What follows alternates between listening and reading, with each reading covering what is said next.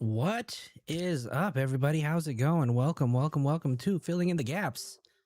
How's everybody doing tonight? Oh, Lord, it's almost Friday, huh? What's up, everybody? Who do we have in the chats tonight? The boss Bish is in the house. Jad's here. Not Sydney Shea. What's up? What's up to my mods? Tammy's here. Tammy, what's up? What's up, Tammy? How's it going? Who else is in here? Marissa's here. Ronan, what's up, Ronan? Marissa's here. Stars. How y'all doing? Cindy from sunny South Florida. What is up? Jazzy, I see you. Poetically Speaking is in the house. What's up? Edpards.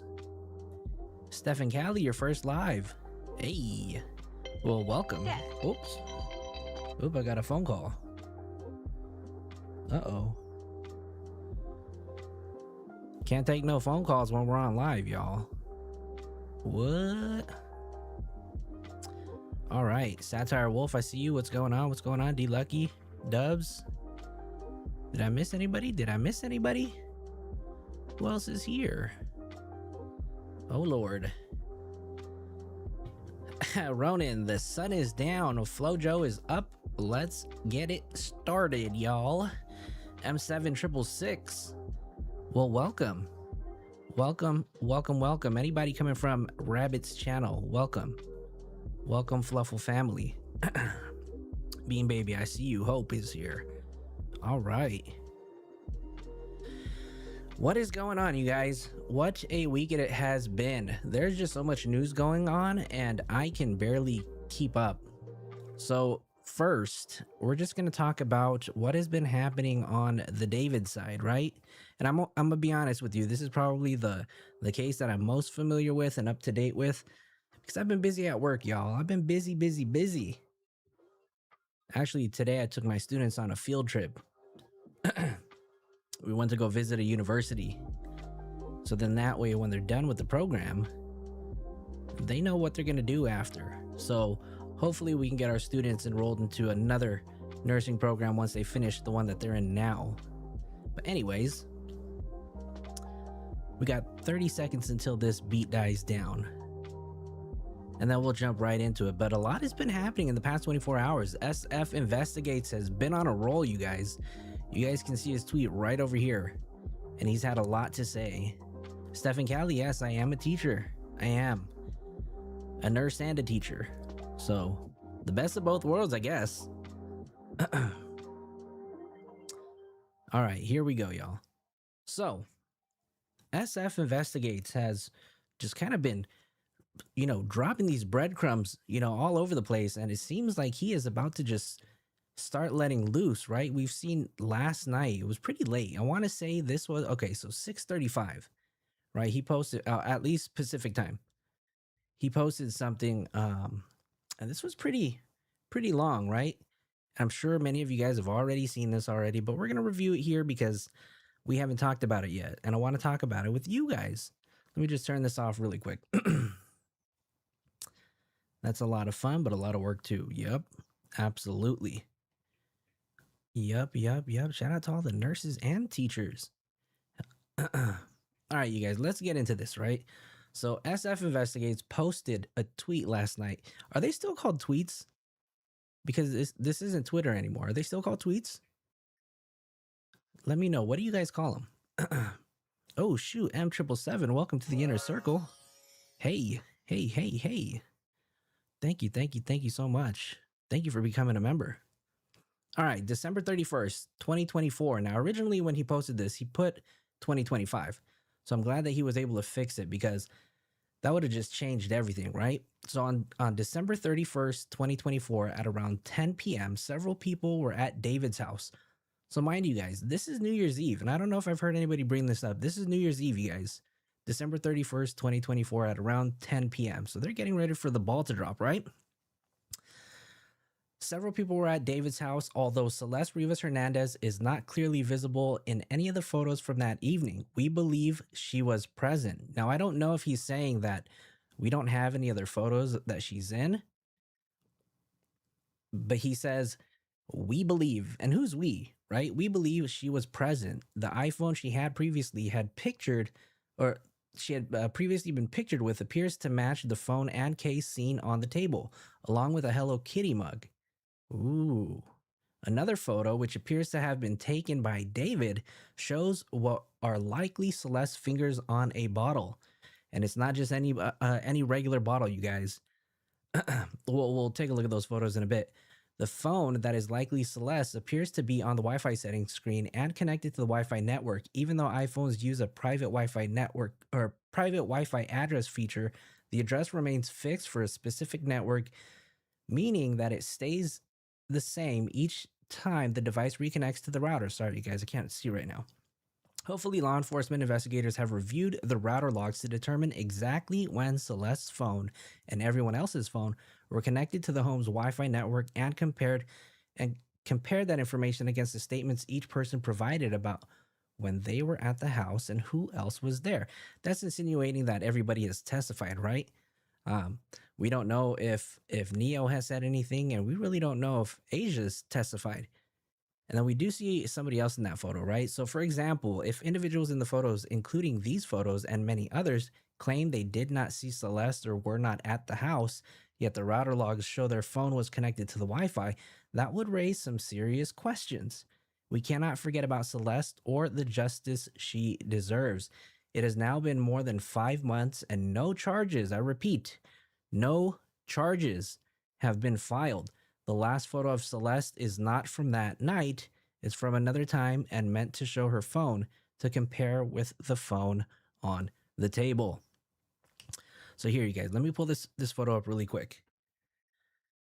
We have who appears to be David, right? And I don't know, this appears to look like a maybe a vape or vape pen in his mouth. This is a green bottle, which probably, I'm assuming, has got to be soju, right? Tweets still, okay, thank you to boss. They're still called tweets. I appreciate that. Thank you. Sydney says I still call them tweets. Yep. Okay, cool. I appreciate that. Thank you guys. Now, it says most likely Celeste is taking this photo, and that is her phone. This is crazy. What's going on here? They got, this looks like Neo. I'm going to assume that this is Neo. They've got the Hello Kitty mug right over here, and they have her phone, right? Let's see, what's the next photo? And then you can see that it's the same green filter that was shown in that Celeste last proof of life photo, right? You can just tell because of the green that you see. And from a different angle. I think this is a different angle. Let me see. Let's go back. Yeah, quite possibly a different angle. You can see. Now remember, if you guys remember that that video that I just showed you guys not too long ago where they had the wine bottles in the back, this appears to be the same place. So I'm assuming that this is David's house. Sorry, I'm trying to look at all the stuff that's on the table. I'm trying to wrap my head around what the hell is going on here. And then we see this one right over here that David is taking this photo, and it looks like this is probably a bottle of tequila. This is soju right here. What is this? The cherry Coke or Dr. Pepper. Then we got some Hawaiian Punch. And then over here off in the corner, we see another bottle of soju and what appears to be Celeste's fingers holding that bottle. This is crazy, yo. And is this a Hello Kitty backpack? Who knows what kind of a Sprite? Where's the Sprite? A Sprite? What? We got a Sprite right here. Oh, dang, you can't even see it because it's green. All right. Let me see. What else do we got? We got... So that's picture number 2. Okay, so then we have a close-up of the phone, and I guess this is what appears to be the iPhone that has selected the Wi-Fi network, and it looks like that it's possibly connected to whatever Wi-Fi system that they have. And then we have what appears to be Celeste in another photo with possibly the same phone, right? Now, I mean, this is going to be hard to kind of prove, but it is a black, what appears to be a black phone case, right? And then we have this phone right here, which appears to have possibly the same phone case. But I mean, it's really hard to tell because all you can see is the front screen of this phone. And then in this one, you can see the back. So I don't know if it's going to be possible to prove that this is her phone. But I do, however, believe that Celeste, not just Celeste Terrera, right, who we can see right here, but I do believe Celeste Rivas Hernandez is also in this photo. Let me see what y'all are saying in the chat. I think she was her cameraman, honestly. Mine almost dropped 4 decades ago. Not rich to afford it. That's Neo for sure, right? Yeah, that definitely looks like Neo right over here. Let's see. Last Rona wants to know if you guys hit that like button. He wants to know. Did y'all hit the like button? Hello, everybody out there. Hit that like button for me one time, please. Thank you. All right, I have just discovered Sprite Zero, and I feel like Mark with the Coke Zeros. Aren't they addicting, right? Oh, Crystal, like the drink back in the days. You know, there's drugs up in that place. Ooh, that is quite the accusation. But you know what? I mean, it's hard to tell, right? I don't even know what else they got. Has somebody been able to identify what these boxes are? Like, I don't know why I keep thinking like Plan B's in my head, but I don't know what are these.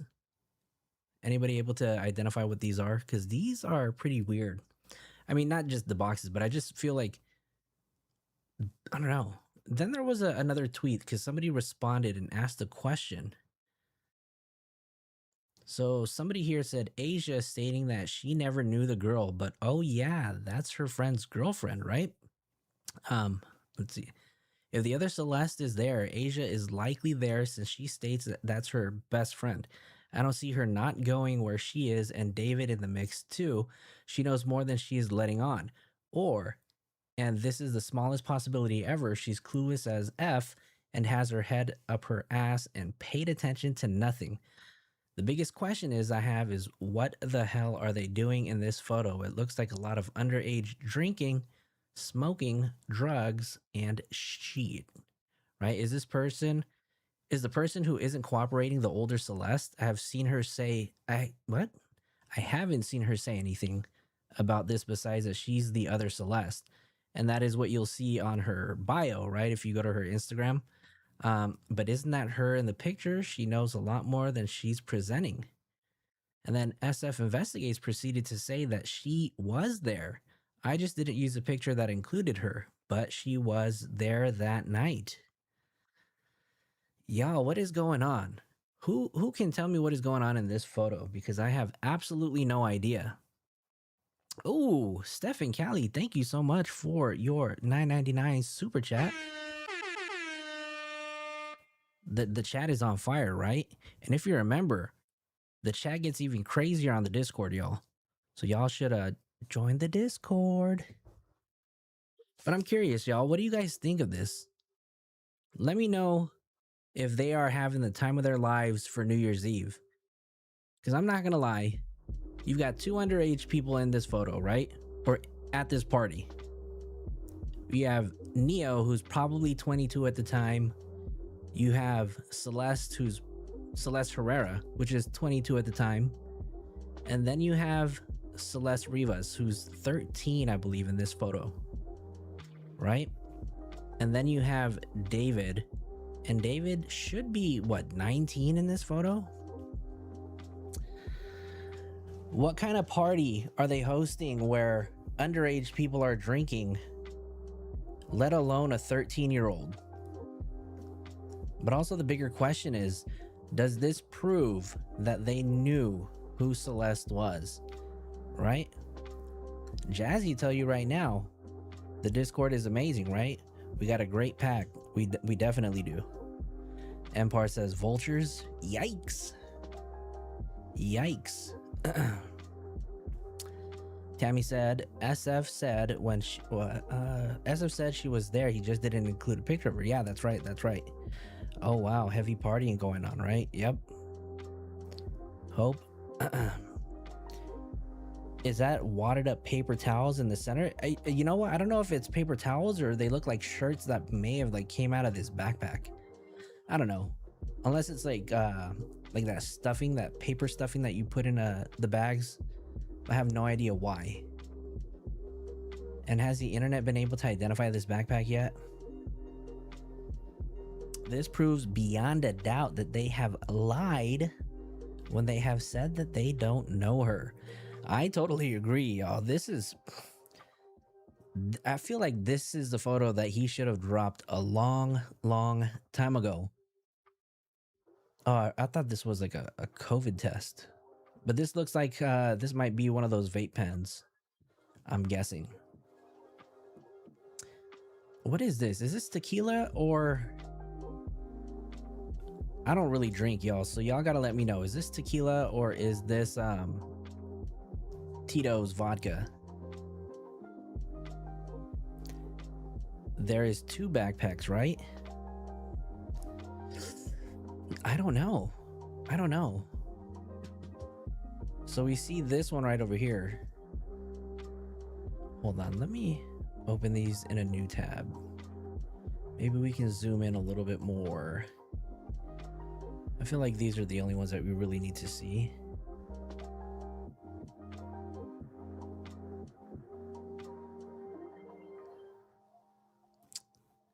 I don't know. Is this paper?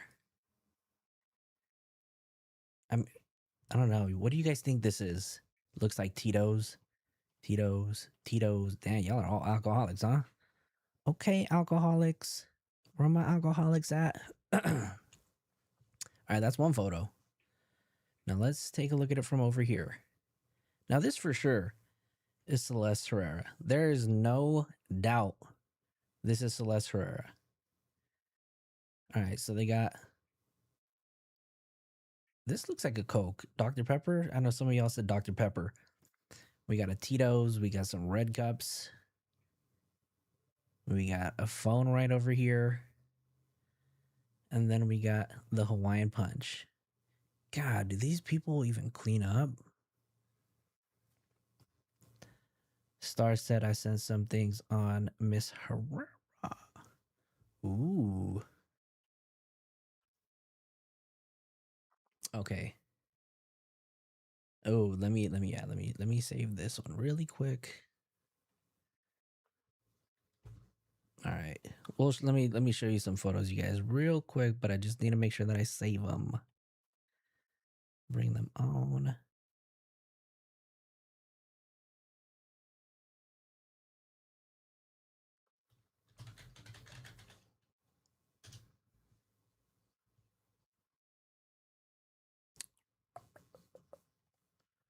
Ooh.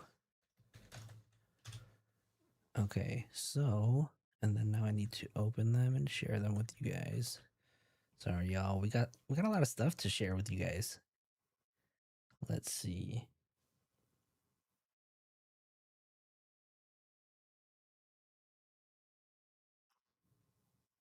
Celeste Terrera. All right, so let me show you this one first, right? Oh, okay. So this is weird. Hold on. Does it change? Ooh. All right, you guys, look. This was Celeste, and I don't know when this screenshot was taken, but it says, please hesitate to contact me. 23 years old, right? And then I think a more recent screenshot of her IG showed this with less followers, and it said 23 different Celeste. So she knows who the other Celeste is, right? There's absolutely no denying it. There's no way that you can deny it. Let me see.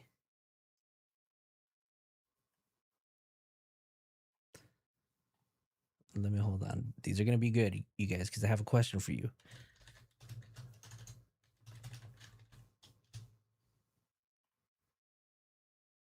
I've got a question.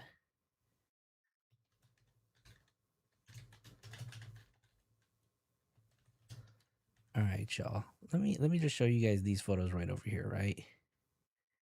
So these were publicly accessed photos of Celeste Terrera on Christmas. This was Christmas of, I'm assuming, 2023. Right? Let me just show you these photos right over here. So you can see this is Celeste Terrera with her grandfather. It looks like her grandfather. And this looks like this is her family, right? But my question to you guys is, how does Celeste go from the girl next door, right? Spending a cozy Christmas with her family to partying with a 14-year-old girl? Like, how does that even make sense, y'all? How does that make sense? And Celeste Terrera, there's absolutely no way at this point that you can deny that you knew who she was, right? And you might be the other Celeste Terrera, right? But you're also the only one that's alive because the other Celeste is no longer here with us. So, Celeste, I encourage you that if you do know something, please do us all the favor, do what is right, and testify, right? And we don't know if you have or not, right? That's just us under the assumption that maybe you have, maybe you haven't. But I do encourage you, do the right thing and testify. There's no reason to protect him, right?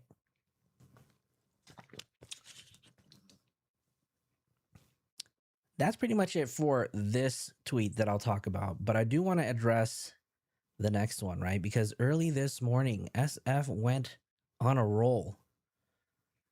And we're going to pull this up right now. How many of you guys have seen this already? Oh, my Lord. Let me see. Stars, let us know. What's the other coincidence? I want to know. Let us know.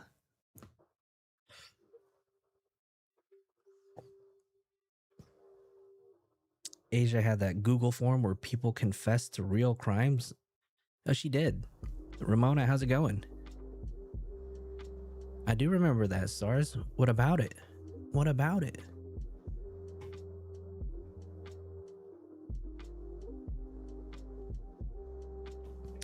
Anyways, SF Investigates posted another tweet earlier this morning. I swear to God, he was just like, let me just wake up and throw the internet off its rocker. He basically posted this. David Burke's father filed a petition for a writ of habeas corpus, claiming that a summons ordering him to testify in California violates his due process rights because he lives in Texas. The footnote in this ruling states the underlying case is the people of the state of California versus David Burke. Ah, you guys, look at that. The people of the state of California versus David Burke. The Court of Appeals denied the petition. Both the petition and the underlying case documents, likely related to a failure to appear similar to Neo's situation, are currently sealed. And as a motion for rehearing has been placed on the docket for February 24th, that footnote, the people of the state of California versus David Burke, is especially significant to me and could signal we are getting close to the beginning of justice for Celeste. Do me a favor, drop a purple heart in the emojis down there. Drop that purple heart emoji, justice for Celeste, y'all. Ooh, it sounds like things are cooking. Let's take a look at this. Because we're gonna jump into Law and Crime. Law and Crime just put out a video with Jesse Weber, and we're gonna watch it. We're gonna react. Ooh, that is a tablecloth or paper towels that drinks got spilled on, and they scrunched it all up. Ooh, that's a good observation. A Song in My Heart. That's a habeas. Sorry, Ronan. I can't read today, y'all. I'm tired.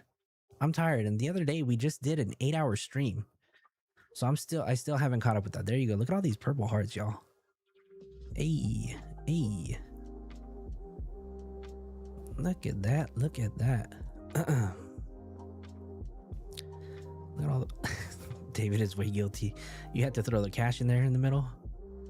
Well, Cash needs to help bring some justice, right? Because Cash is able to start pulling camera footage. I'm just saying, if the FBI is able to pull some camera footage from a camera that had no subscription, I'm telling you, the FBI can do some crazy and amazing things. And I think that they need to just kind of step in a little bit and just kind of help this case just move along just a little bit faster. Right? You guys have seen the footage that they've obtained for the Nancy Guthrie case, right? Why can't they do that for Celeste?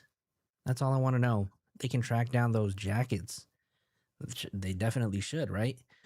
All right, so Relator Dawood Burke has filed a petition for writ of habeas corpus contending that the trial court's order summoning him to testify in California violates due process.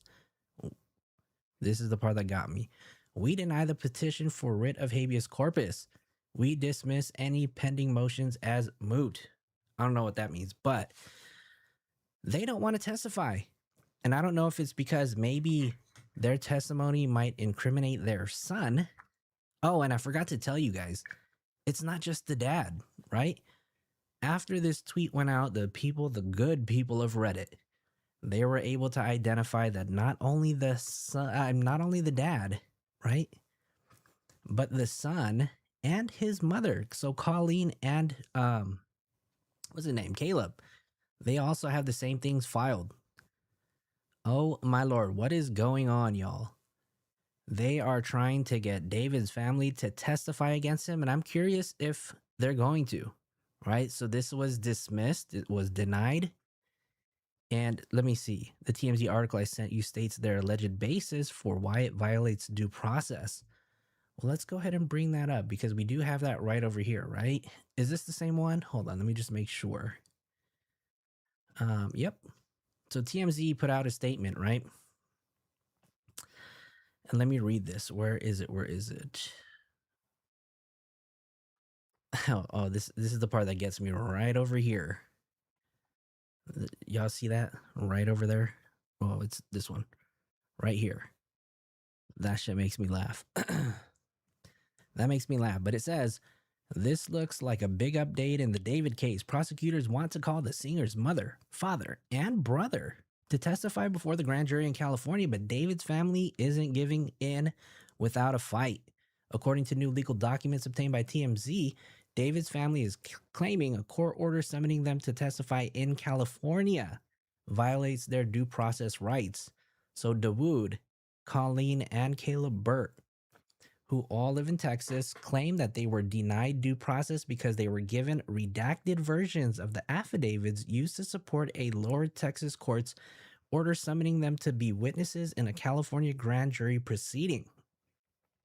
Excuse me.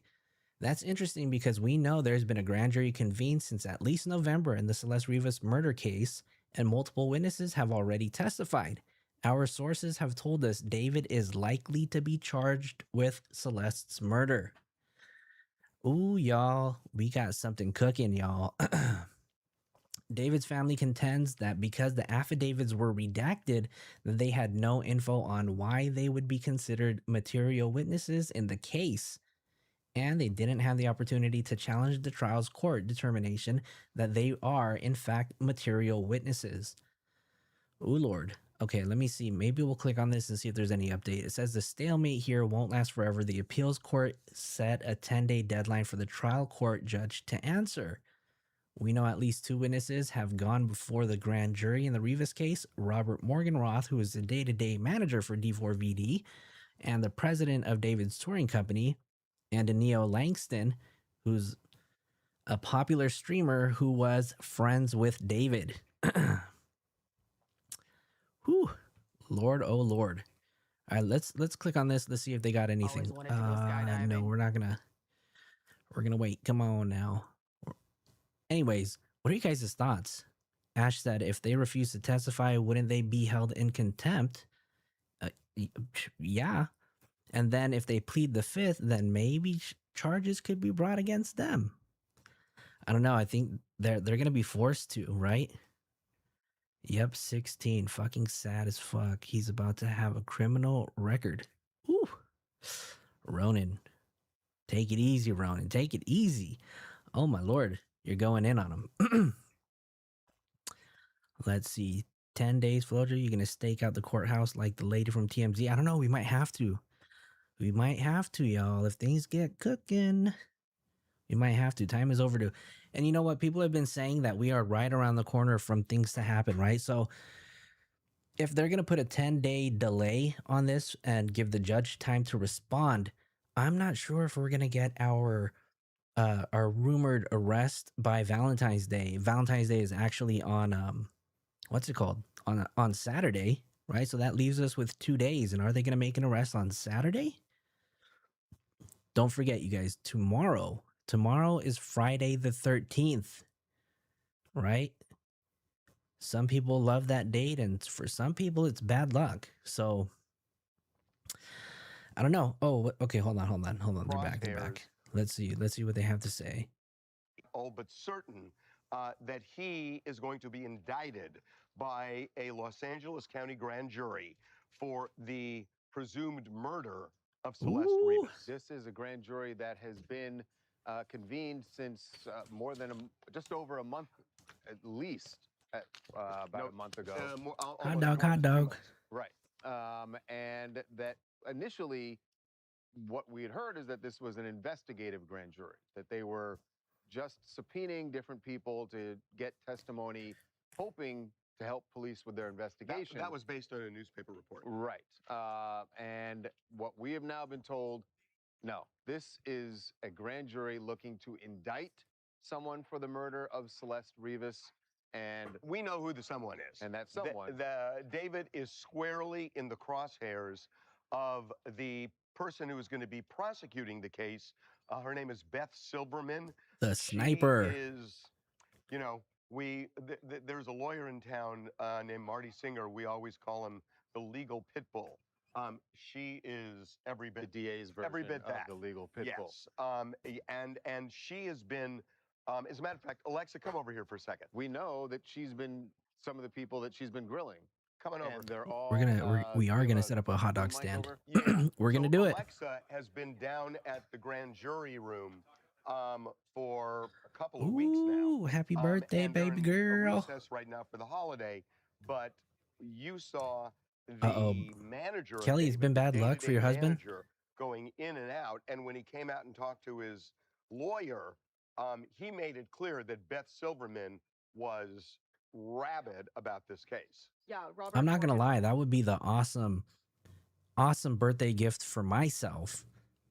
My birthday does fall on a Sunday, so if in fact they happen to serve an arrest on Friday or Saturday, I'll take it, y'all. I'll take it. I'm telling you guys right now, if they do it this weekend, this would be the best birthday gift that I could ever ask for. Obviously, David's day-to-day manager, been seen with him a lot on tour.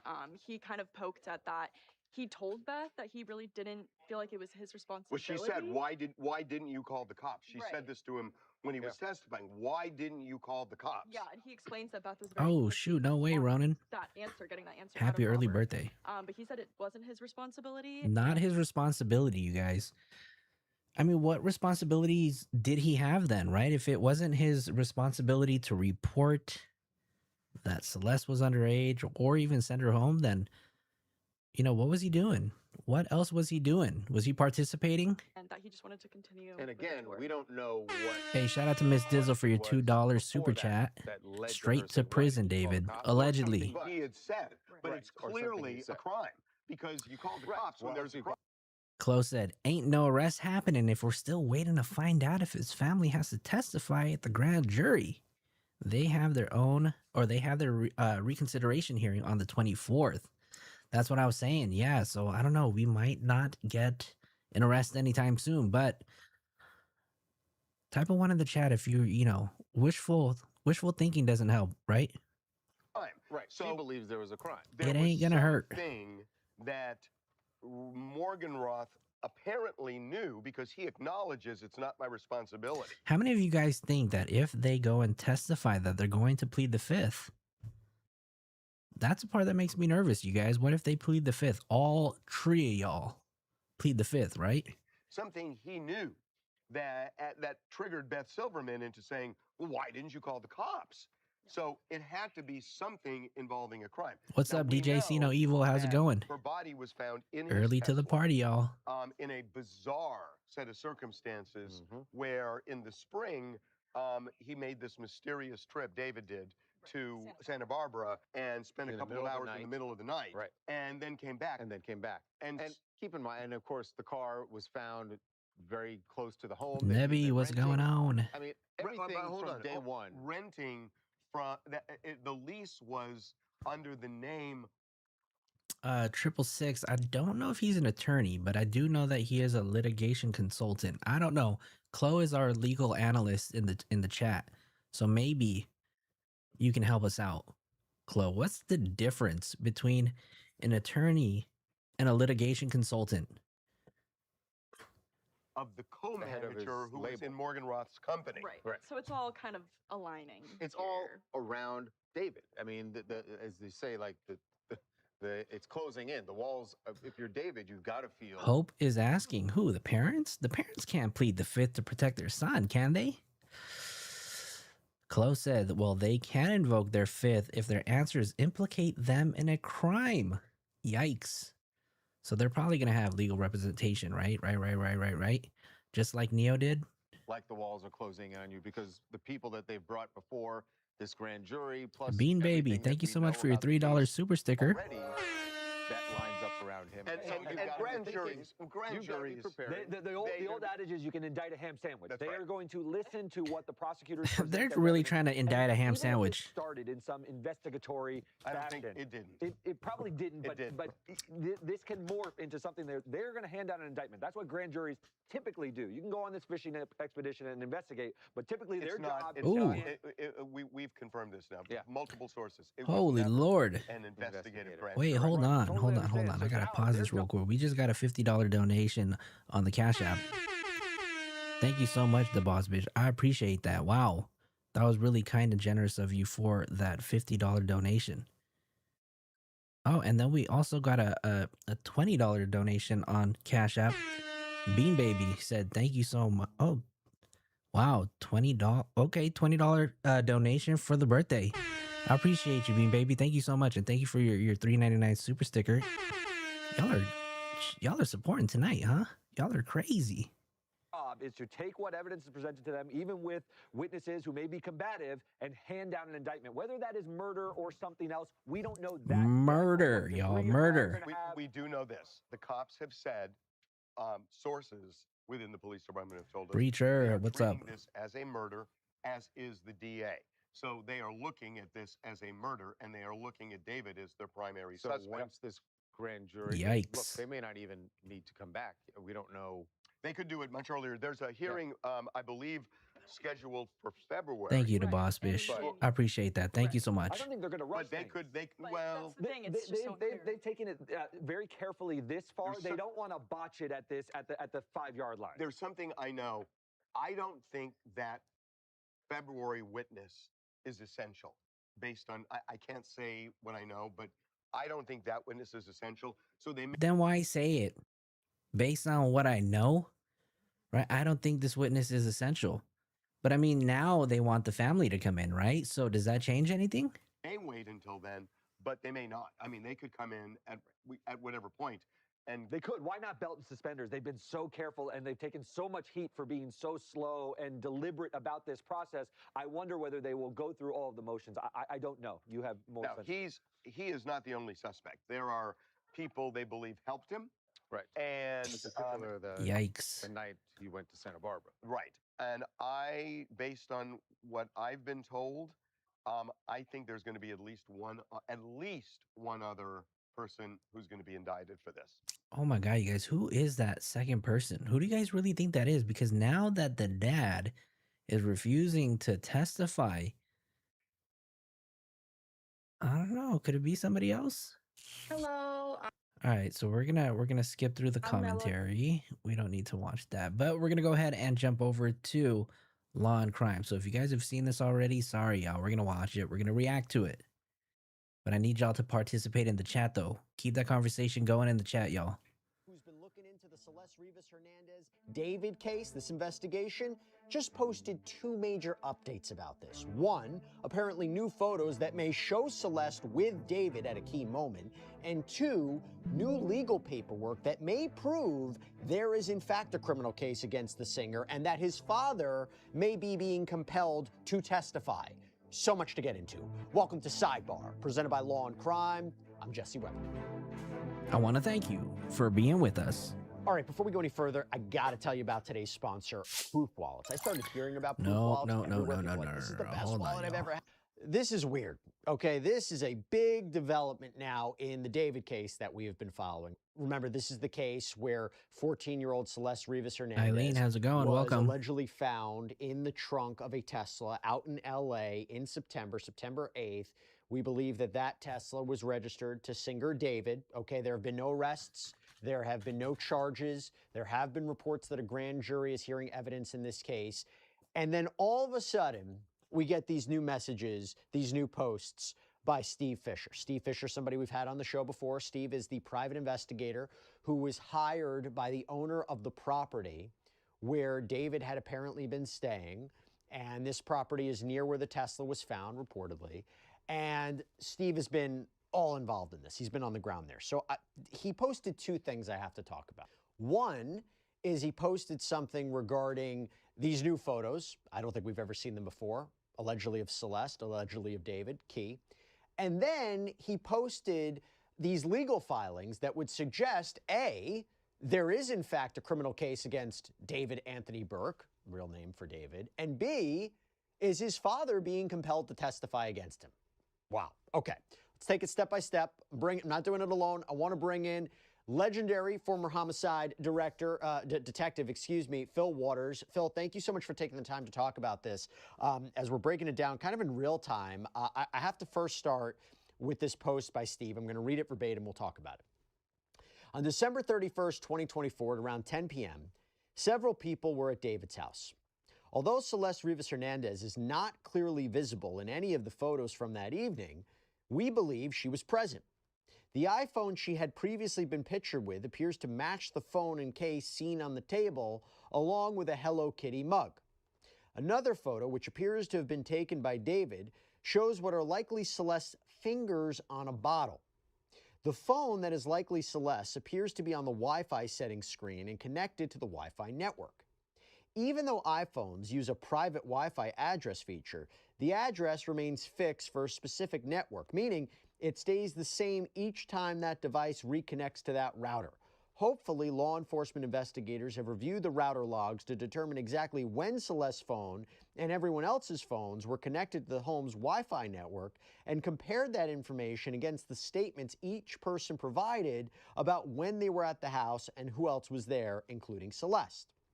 For example, if individuals in the photos, including these photos and many others, claim they did not see Celeste or were not at the house, yet the router logs show their phone was connected to the Wi-Fi, that would raise serious questions.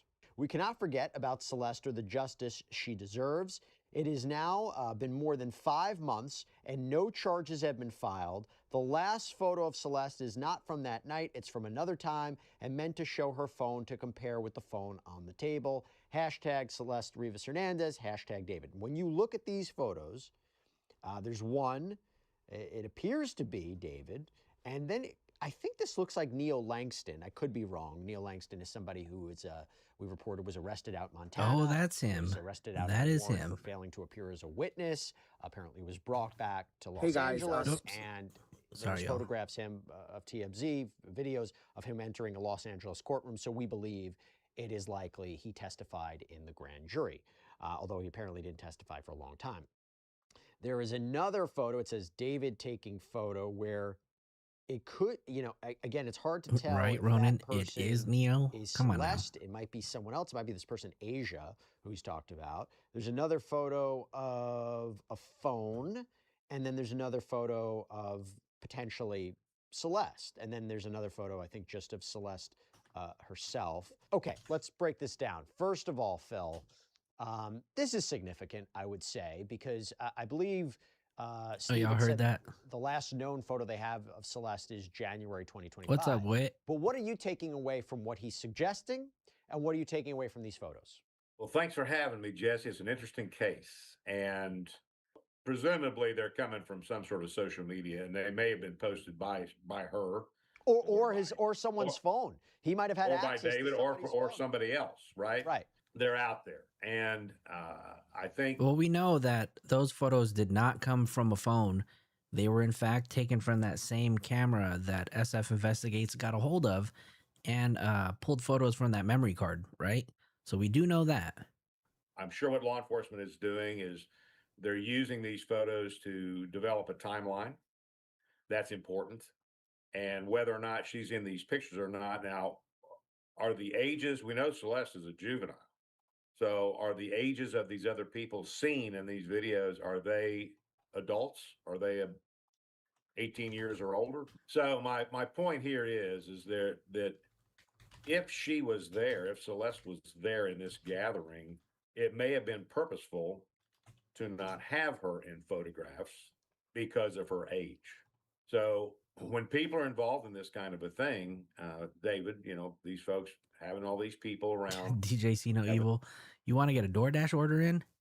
Actually, I ate today. I ate earlier today, and we had ramen, so we're good right now. We're good. And these young girls in there, he may be smart enough. He's not smart enough to engage with these people, but he may be smart enough to make sure that their images are not seen in the course of these pictures. So I don't think it was any big secret that she was a fan and had been, associated with him on several occasions. But in this particular moment in time, pictures, 1,000 words and videos are 1,000,000. Then you've got the clue of her phone being connected. So she's there, or at least the phone is there. And that's what we need to remember here, that phones are detected as to where they are. That does not necessarily mean that the person that owns that phone is with the phone. Although it would be weird for them not to be with their phone at that time. I guess the question is, I mean, you tell me a scenario where it would make sense to have a phone and not the person there, unless they, I don't know. Well, I mean, I'm just, that's just a fact. So yeah, it would be weird, but it's not that it couldn't happen, is what I'm Let me saying. ask you this. The part where he talks about the routers, right? So it is an interesting time if you're thinking about people testifying in front of a grand jury or speaking to investigators and saying what they knew about Celeste or when they were around Celeste. And if you think about Neil Langston providing testimony, and I don't know if he just pled the fifth when he was up in front of the grand jury, assuming he was.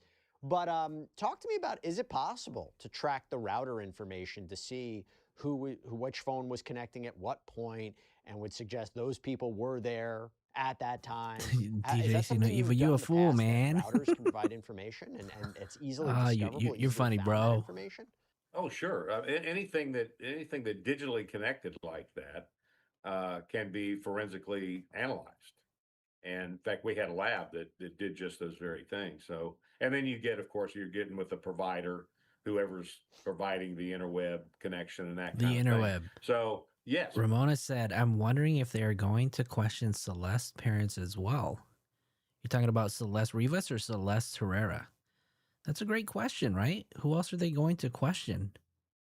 Of course. And it will give, and again, we always go back to timelines. So it's going to give you a timeline of that period, that whatever it's a week or a month or whatever, they're going to go back. If it were me, I would go back in time, perhaps a month, and see when we see her phone. Ash said, you think that they would just confirm they knew she was with David, which would be bad for him. At the end of the day, she's still a child. Yikes. Showing up in that, Basin Jorn. router. What up? What up? Network. And then you go and you move forward and you see when was that phone in and out of the network, disconnected from it, connected to it.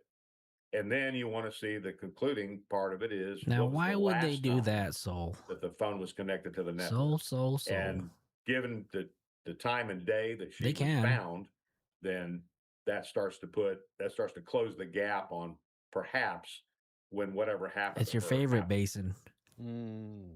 That's interesting. And yeah, I do wonder, like, if you were an investigator, right, like, and you're questioning somebody, would you be in a position to say that, I mean, tell us everything you know about Celeste, and they say, I didn't know her, I wasn't really around her. Do you then present these photographs and say, well, what about this? You know, I mean, is that a tactic that we could expect in a case like this? Well, sure. You would if it were me interviewing him, it would be, we want to go back. That's a great point, Whitney, right? Whitney said, let's be real. She's a teenage girl. She wasn't going to be away from her phone. I, for one, think that David gave her one and was paying for her phone line. I think that's a great point, right? Definitely. Into his background first, just to establish that relationship. But when we get to the core of the matter, we want to see from him what he's talking about in terms of when did this relationship start, and you got to kind of phrase it in a way that he doesn't get defensive. This is just, look, she's a fan, a big fan. She seemed to. That's a great point. I wonder how they're going to approach the question, right? Because I mean, there are just way too many photos to show that they know each other. But I wonder what's going to happen if he denies it or just kind of pleads the fifth, right? Show up at different concerts and so forth and so on. And how did you get into a more friendly relationship where she became kind of a super fan and she started getting invited to some of these other. Chloe, our legal analyst, said that they can't prove any sex crimes against Celeste by David. In my opinion, we won't see any charges like that, but they can certainly, or they will certainly harp on her age because it doesn't look good for David at all. Functions.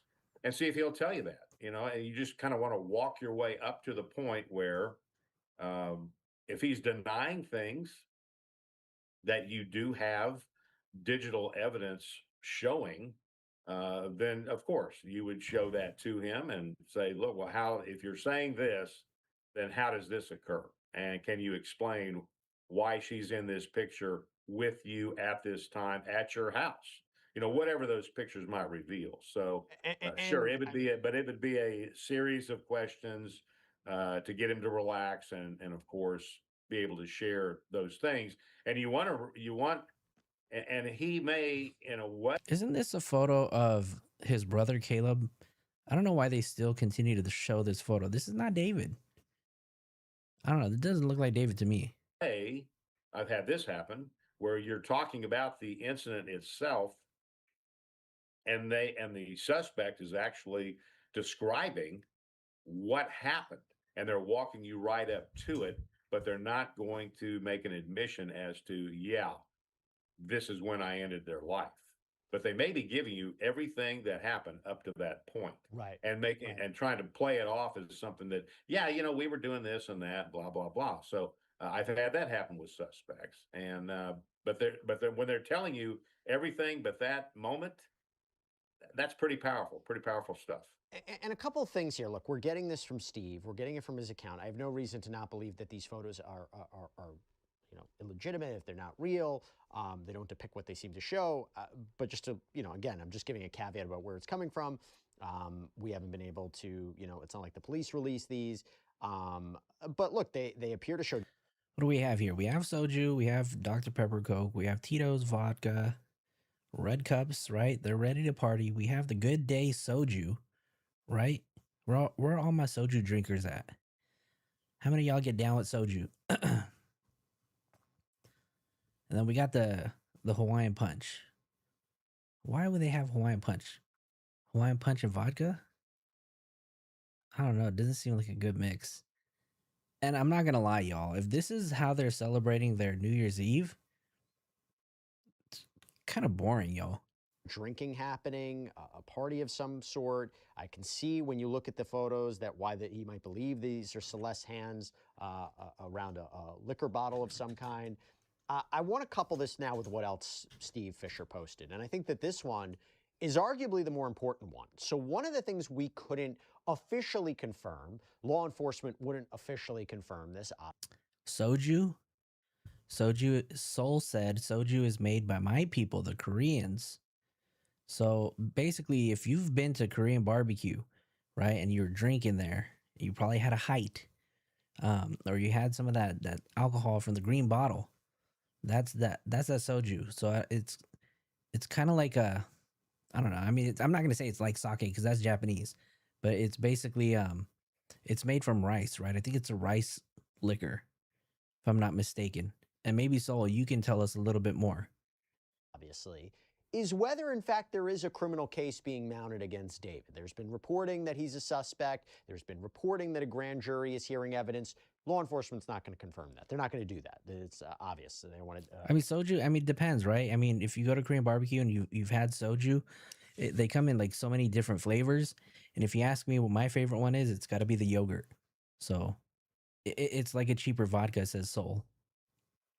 And so I mean, you can mix it with a ton of stuff.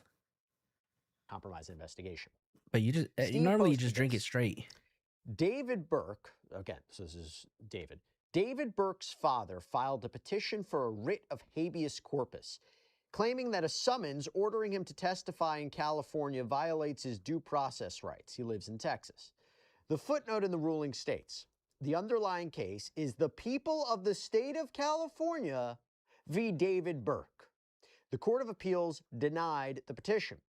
Both the petition and the underlying that case yogurt flavor is documents, fire. likely related to a failure to appear similar to Neo's situation, are currently sealed as a motion for rehearing has been placed on the docket for February 24th.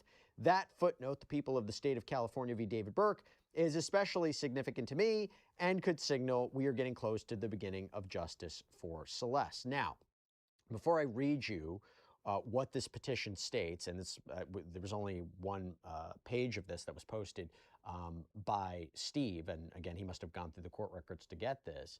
When you hear terms relator, so a relator, my understanding is, under the law here, would be a person who is seeking some sort of relief from a court, and it's through a habeas petition. Now, usually when we talk about habeas, this is somebody who's been convicted and they've exhausted other appeals, so they're saying, my detention is unlawful for some other reason. They might be saying, new evidence has come forward. This is a little different. This is where a relator, so this is going to be potentially David's father, is seeking a writ saying, look, I don't have to comply with a certain court order because I'm being deprived of liberty. My due process rights are being violated. Sake with soju? Soul, are you for real? Yikes. Oh, hell no. Nope, nope, nope. Nope. But David wants to show you his abs. And this is a way to prevent being held in contempt of court.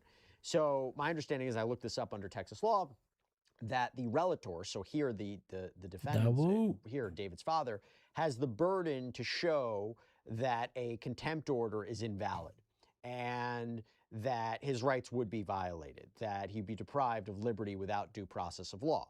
Okay, now again, this was denied, but let me go to what it says here. Again, this is the screenshot from Steve. In the court for the First District of Texas, In re Dawood Burke, relator, so we believe that, according to Steve, this is his father. Relator Dawood Burke has filed a petition for writ of habeas corpus, contending that the trial court's order summoning him to testify in California violates due process. And yes, there is a footnote that says the underlying case is the people of the state of California v. David Burke. And then those abs are digital. Case number. It's pending in the 506th District Court of Waller County, Texas. The Honorable Gary W. Cheney presiding. We deny the petition for writ of habeas corpus. We dismiss any pending motions as moot. Okay. Now, Phil, I'm not going to get into the legal back and forth about why the court denied this, but A, have you seen anything like this before? And B, what does this signify to you? I mean, is this a confirmation that there is a criminal case against David? Well, I don't know that we're using the word. So Close said, if the state could prove beyond a reasonable doubt that it was Celeste in the photos, and David was aware he was in possession of the photos and was aware she was a minor.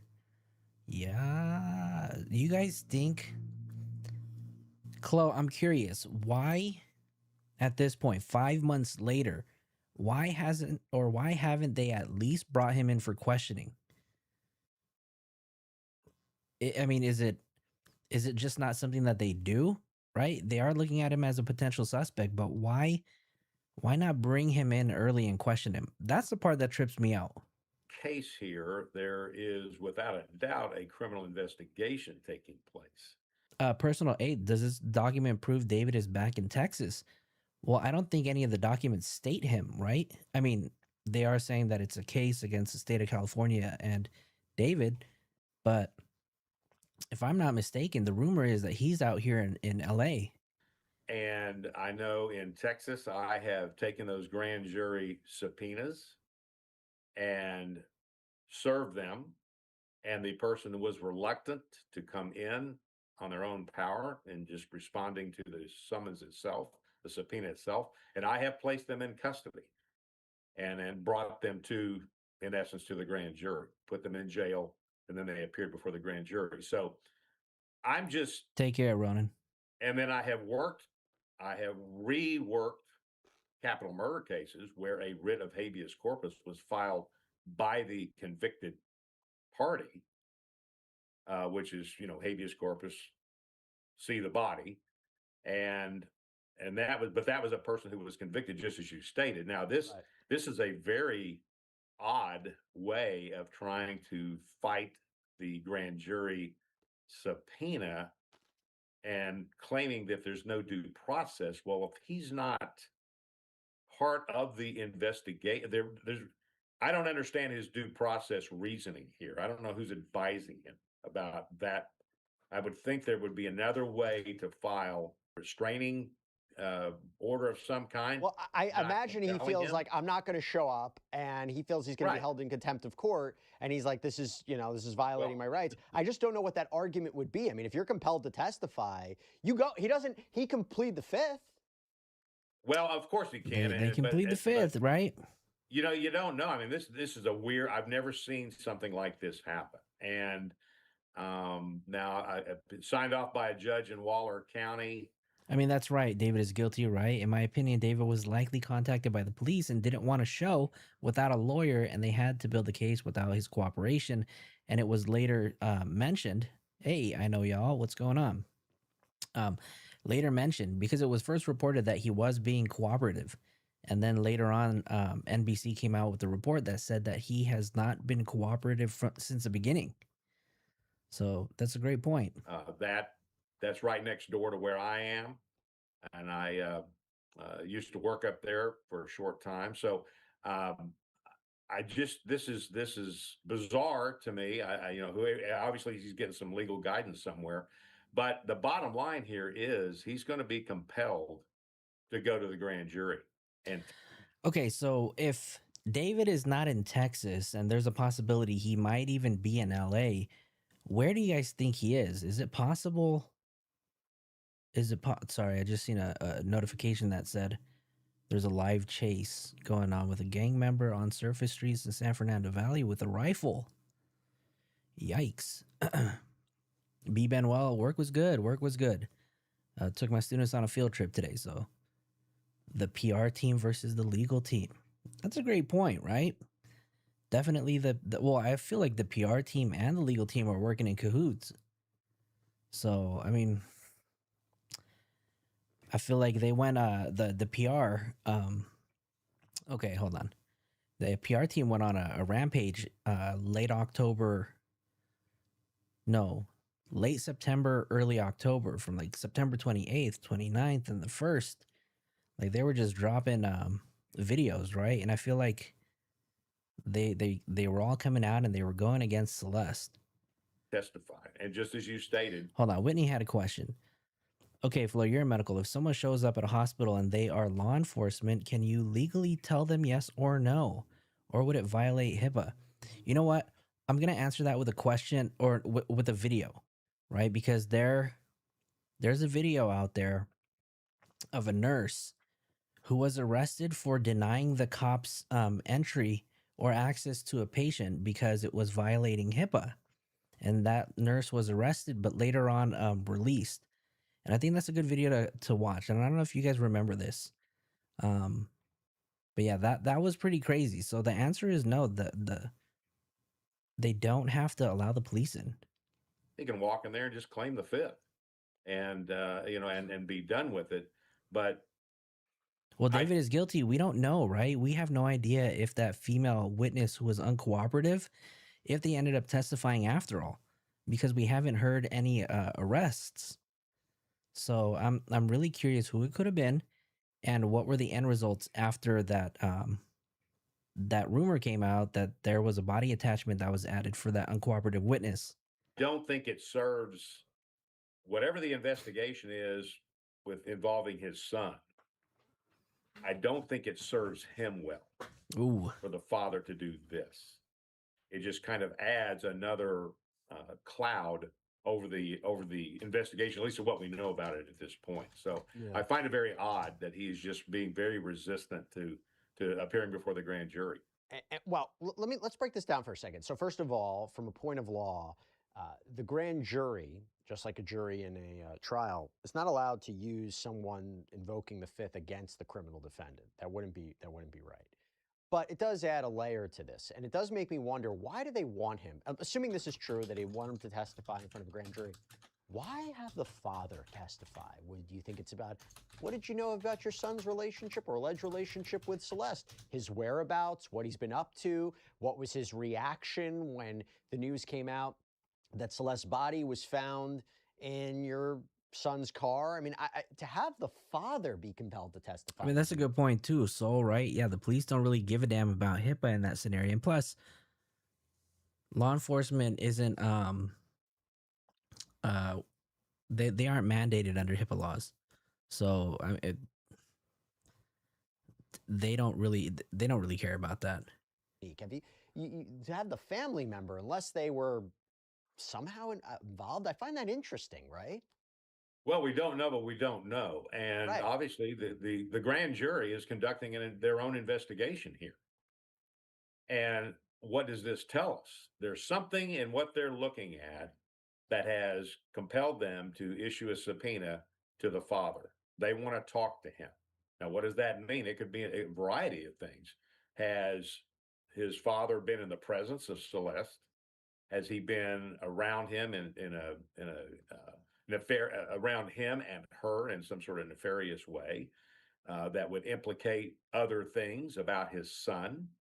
And what was, and if he had I know, Jazz, should we just go out to Arizona this weekend? Should we do it? Should we do it? And I'm going to use the term relationship, had some sort of relationship with Celeste. And I'm talking maybe it could be something I just met her, could be a short-term thing, or it could have been something that he may involve himself in a more wrongful, questionable way. So there's something here that's brought the grand jury to wanting to talk to him. And he obviously is very reluctant to do that and does not want to participate in the grand jury testimony. And doesn't that signal something? So Steve Fisher, I've had him on here. I've also had him on my News Nation show, Jesse Weber Live. And he basically said when it came to respect to Neil Langston, this guy that was arrested and brought back to Neil LA, Langston. maybe he invoked the fifth, seemed to not want to testify. Oh, Lord. If you got prosecutors who are now resorting to having him testify when Steve made the point, there might be evidence that Neil Langston is allegedly involved in this. If you're not even calling him as a target of investigation, but now you're having him as a witness, and now you're bringing in the father who clearly doesn't want to testify too, I mean, at least based on the paperwork. What does it say about the strength of the case? If you're calling these people when you know that they might not willingly provide information, does that suggest that there's a weakness in their case against allegedly David or anyone else? Why call them if you know you're not going to get information from them? Cats, you're right. Well, I don't think. I think she knows a little bit better. Weakness or strength in the case. I think we're Okay. in the middle of the process. And so, as I've said, something happened in that grand jury investigation that said, you know what, we need to talk to Dad. And now, Dad being and perhaps, look, you know as well as I do that in the course of an investigation, that there's a strategy involved in the investigation, and then there are tactical decisions that are made within the strategy to see if we can get a reaction of some kind. I agree. That may I be definitely what this agree. is. And so if this does come down to a trial and the father is nothing more than a witness, then I would think, and we're just speculating here, that Speaking the out prosecutors loud. would bring the father in to testify. Then he's going to do what? He's going to get on that stand and he's going to claim the fifth. Yeah. And I understand that. I've worked within the system for 33 years. I understand that is a right. And So who else do you think, besides the family, who else do you think that they're going to call in to testify? Who else could have already gone and testified so far? I know we know. Well, they said that a lot of people have actually testified so far, but we only know of two people for sure, and that's Neil and Rob Morganroth. it's not supposed to be held against them. But in real life, a jury sitting there listening to the father invoke the fifth, that does not go well for the defendant. So that's just the reality of the way juries look at things.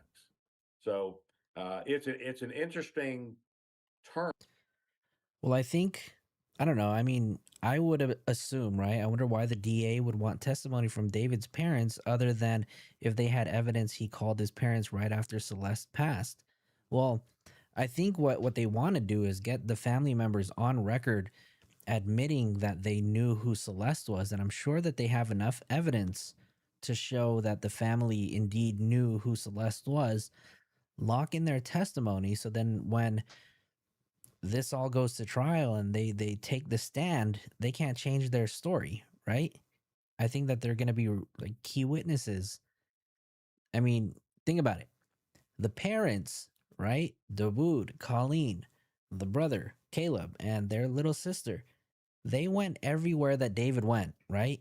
The only place they weren't at was the tour bus on the way to the tour, right? But when they touched down during that show, the family was there.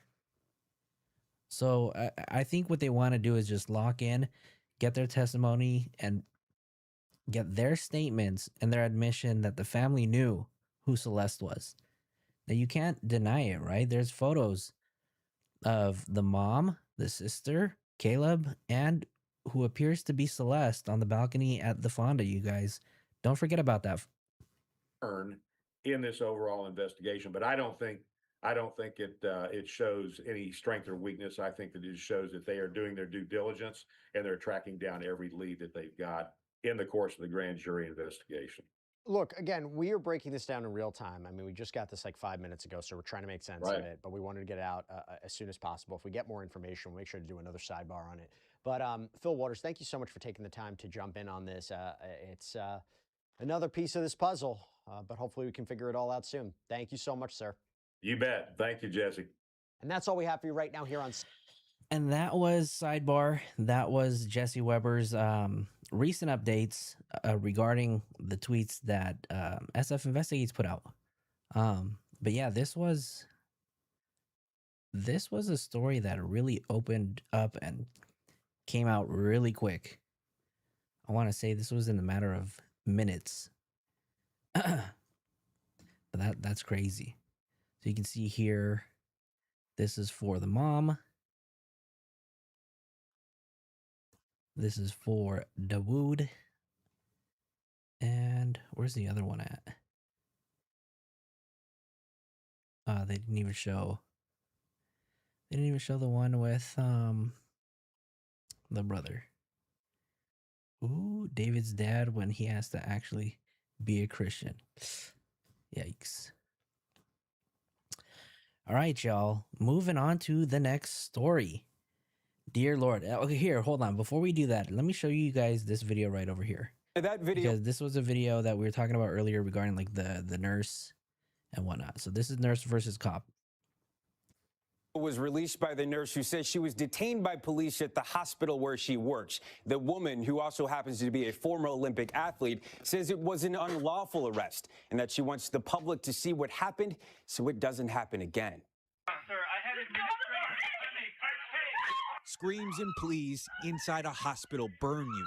A nurse protesting her forceful arrest. The incident caught on camera inside the hospital and on police body cameras. The video, which may have been edited, shows Alex Wubbles, a nurse at the University of Utah Hospital, being confronted by two Salt Lake City police officers.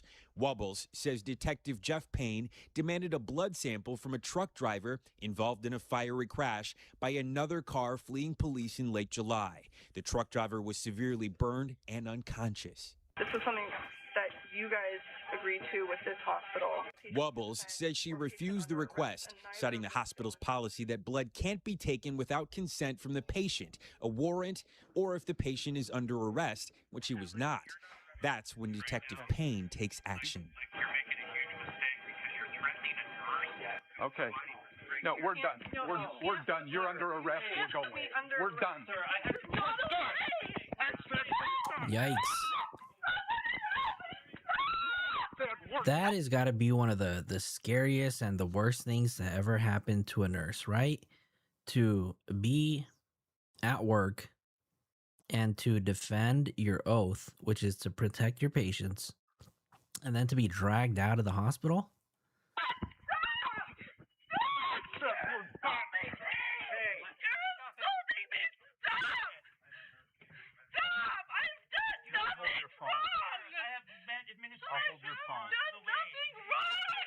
In a written report obtained by the Salt Lake City Tribune, the detective says he needed the blood sample to determine whether the patient had illicit substances in his system at the time of the crash. Detective Payne says he arrested her for interfering with an investigation. According to Wubbles, she was detained for about 20 minutes in a police car outside the hospital before being released. The only job I have as a nurse is to keep my patients safe. Exactly. A blood draw is not, it just gets thrown around there like it's some simple thing, but blood is your blood. That's your property. It was alarming immediately after seeing. And just so you guys know, right, if the police officer tells you, you know, they come into the hospital and they demand that you need to get blood samples, the nurse cannot work out of their scope of practice, right? We have a scope of practice that we have to follow, and we can't act out of that. And we cannot perform any kind of procedures or any kind of tasks on our patient without doctor's orders. So if she indeed went and grabbed that that blood sample from the patient without obtaining consent, right? Number one is an informed consent. That nurse could have lost her license, right? What I would have been more so worried about would have been the civil lawsuit that I would have filed afterwards for doing my job and carrying out my oath. The video, they started an internal affairs investigation to look into what happened. We also looked at our policies and procedures to see if maybe there was something that needed to be done. Wubbles is also a two-time Olympic alpine Now this I didn't skier know. I who didn't know says that she the was an strength Olympic she learned from skier. competing is getting her through the ordeal. This was not peaceful. This was not even civil. So at the very least, there needs to be some significant discussion about what their duties are to our society. NBC News reached out to Detective Payne for comment, but did not get a response. He remains on active duty while an internal investigation takes place. But police told NBC station KSL he's been suspended from the department's blood drawing program. Wubbles says she may consider a lawsuit if improvements aren't made. Savannah? Well, an incredible piece of video to watch, Steve. Thank you. Appreciate it. Hello, Today fans. All right, all right. So, I mean, what's everybody's thoughts on that? I mean, do you think that if David was in a rehab facility, that cops would do the same exact thing here in this situation? I really highly doubt that it would play out the same way, right? Personal aid said cops should have gotten the proper paperwork and warrants for the blood, or what they could have simply done was talk to the doctor, right? Talk to the doctor and let them know why they wanted this ordered. The doctor could have put an order in, and then that way we go through the chain of command. We get the order that we need. The doctor explains to the nurse what the necessary need or what the need is for the blood draw, and then the nurse will carry out her duties, right? But of course, they would also need that consent too, right? If that patient is conscious and everything, they would definitely need consent. All right, you guys, let's kind of switch over to our next topic because we've got a lot has happened today, right? Actually, I don't even have all of my stuff ready, prepared for this. Hold on. Let me look at this really quick.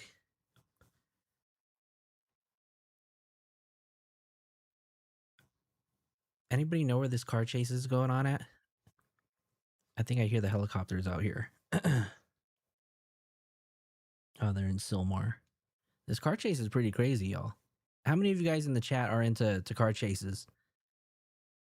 Anybody here in the chat? Let me know if y'all are into car chases, because this is one thing that I would also start showing on my channel. So if you guys are into it, let me know.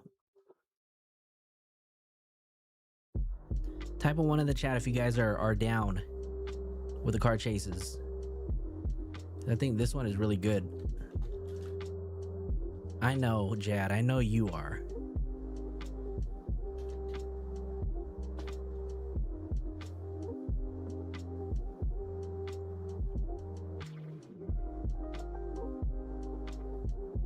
All right, type a 1 in the chat if you guys want to switch over to the car chase, because I think that's the direction we're gonna go into.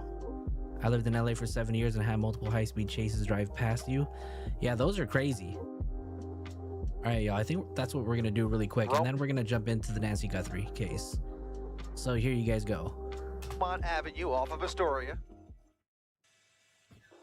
Still doing about double the speed limit. This is a very residential street, no more than 25 miles per hour. He's doing about 40, 45 miles. Southbound on Broma. All right, so this is in San Fernando Valley. This is literally about like 15 minutes out from where I'm at. And apparently, intersection here and making the we right have turn, a suspect back onto Sayre Street. that is armed with a rifle, y'all. Just on Sayre moments ago, so we're doing a legitimate Spit a freestyle. Soul Madison, only if you produce my beat. I know you get down, Soul. So send me some beats. Like it may be familiar territory to him. We don't know that for sure where this vehicle registration is back to. However, what he is doing is giving LAPD a potential opportunity to set up for a spike strip. If they can safely lay down a spike strip in front of him, he is starting to establish a little bit of a pattern. Turning into another narrow street here.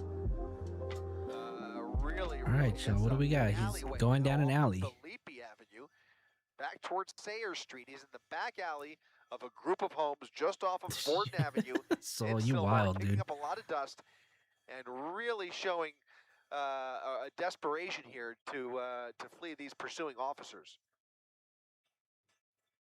What you gonna do, brother? Another right turn onto Sayer Street. Pull the fuck over. All over the road. Get out of the goddamn car. Oh, what kind of car is that? Who's got the eyes? Is that a Beamer?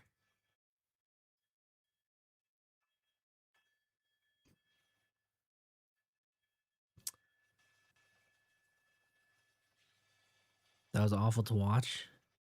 Yeah, Stoic, that crazy, right? That nurse, I hope that nurse pressed charges or at least sued. Not the school zone, not the school zone. Sir. Sir, please pull out of the school zone. You're driving too fast. Making a left turn now onto Raven Street, westbound Raven from Drone Field. They said this guy has a rifle, so obviously the police are going to be on high alert, right? Bit. Of course, as soon as I say that, you'll see him speed up here. But right now, he seems to be traveling. Oh, it's an Audi. Speed here for LAPD. Was going much faster. Raven and Borden in Sylmar. Right behind him, right on his tail. This is going to end soon. BMW 3 Series. The suspect thinking about how he wants to end this or where he wants to take these officers, but it does not look like he's going to get very far very fast. He's really coming down to a crawl, and now he might be pulling over altogether. All right, y'all, this is it. Pulling over at Sayer Street and Borden Avenue. LAPD ready for the felony stop here as they let's see, he's supposed to be armed, y'all. Get out of the vehicle, shining the light in there. Here comes the driver's side door popping open. Driver's side door popping open. Come on. And his hands are in the air. Hands in the air, driver stepping out of the vehicle. And he does appear to be cooperating as they instruct him on what to do next. He's got his hands in the air, now in the back of his head. And he's going to be proned out here in just a second, stepping backwards towards those officers. And they may just approach him momentarily here. We're like 2 minutes in. Handcuffs and the suspect being safely taken down, and they will have to clear that vehicle. We'll finally find out whether there's anybody else inside that car.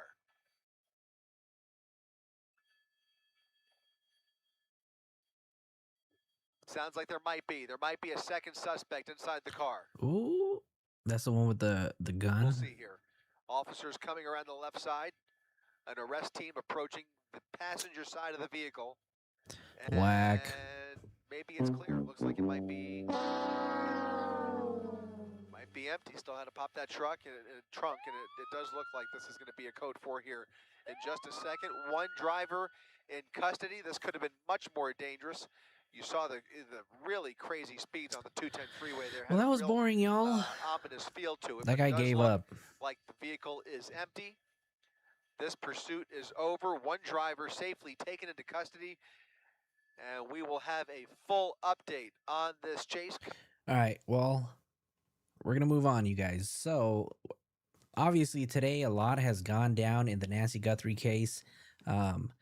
Apparently, they're making progress, right? I heard earlier that they are basically like in the third quarter and they're about to wrap up this hunt.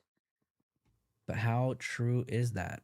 So here, we're going to start off with today, because the very first thing that I heard this morning was that TMZ received another ransom note or another communication. So let's go ahead and check in with Sleepy Eyes Harvey Levin and see what he's got to say about it. And if you guys can, if you guys can continue the conversation in the chat, because I honestly have not seen anything about today's updates.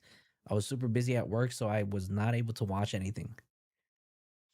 TMZ has obtained a second email from the man who claims to know the identity of Nancy Guthrie's kidnapper. We told you yesterday that this man sent us an email saying that he will reveal the name if he gets 1 Bitcoin. We checked the account all day. He did not receive... Leah Marie in the house. What's going on? Welcome, welcome, welcome. How's it going? Anything. The account... Chloe said, I don't believe TMZ. I know, right? Are they all part of it too, or what? Is bare.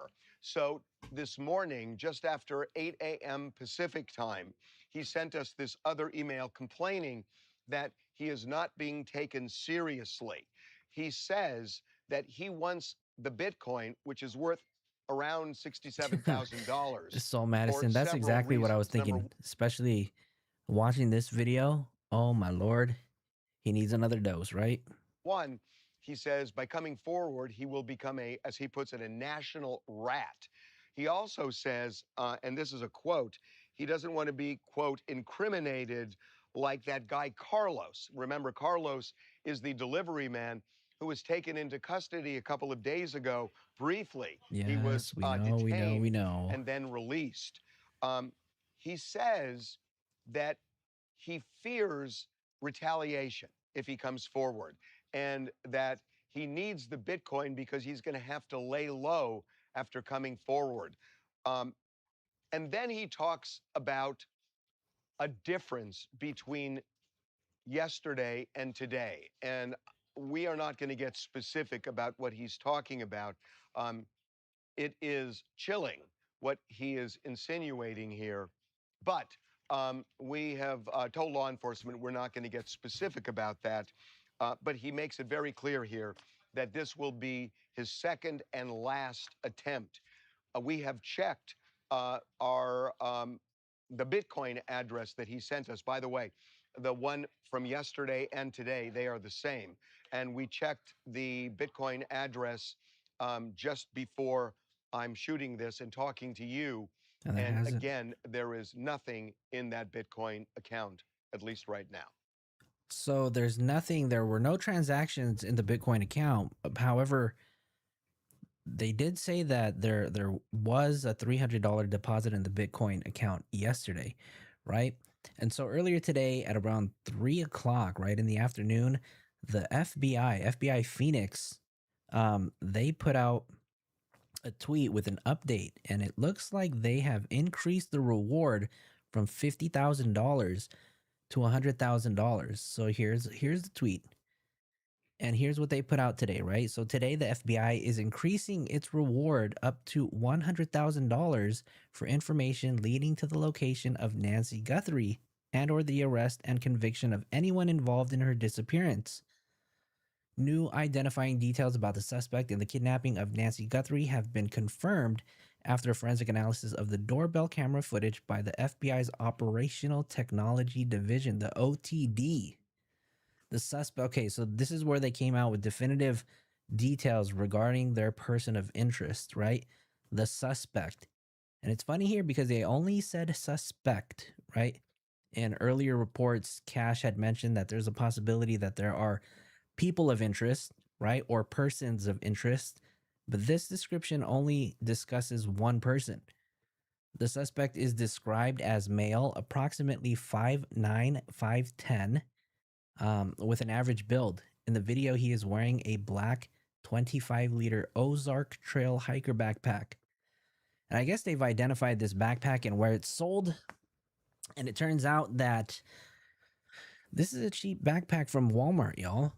This is just a regular old backpack that you can find walking down the aisles at Walmart. It says, we hope this updated description will help concentrate the public tips we are receiving.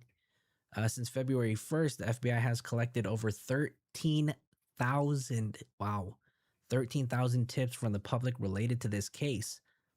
Every tip is reviewed for credibility, relevance, and information that can be acted upon by law enforcement. Threat intake examiners at the National Threat Operations Center, the NTOC, and the FBI personnel are supporting a 24-hour command post in which dozens of agents and investigators are assigned leads and tips to action each shift. Media outlets should direct tips they receive to the FBI. Additionally, we do not comment on tips and information we received regarding the ongoing investigation. Continue to submit your information to the FBI at 1-800-CALL-FBI or tips.fbi.gov to help us bring Nancy home. So here we go, you guys. I'm wondering if this is just a photo they found or did they actually go and buy one? All right, let me go ahead and catch up on the comments. Excuse me, y'all. Give me 1 second. I need to use the restroom, so I'll be right back. 1 second, 1 second. Ooh, gotta use the restroom.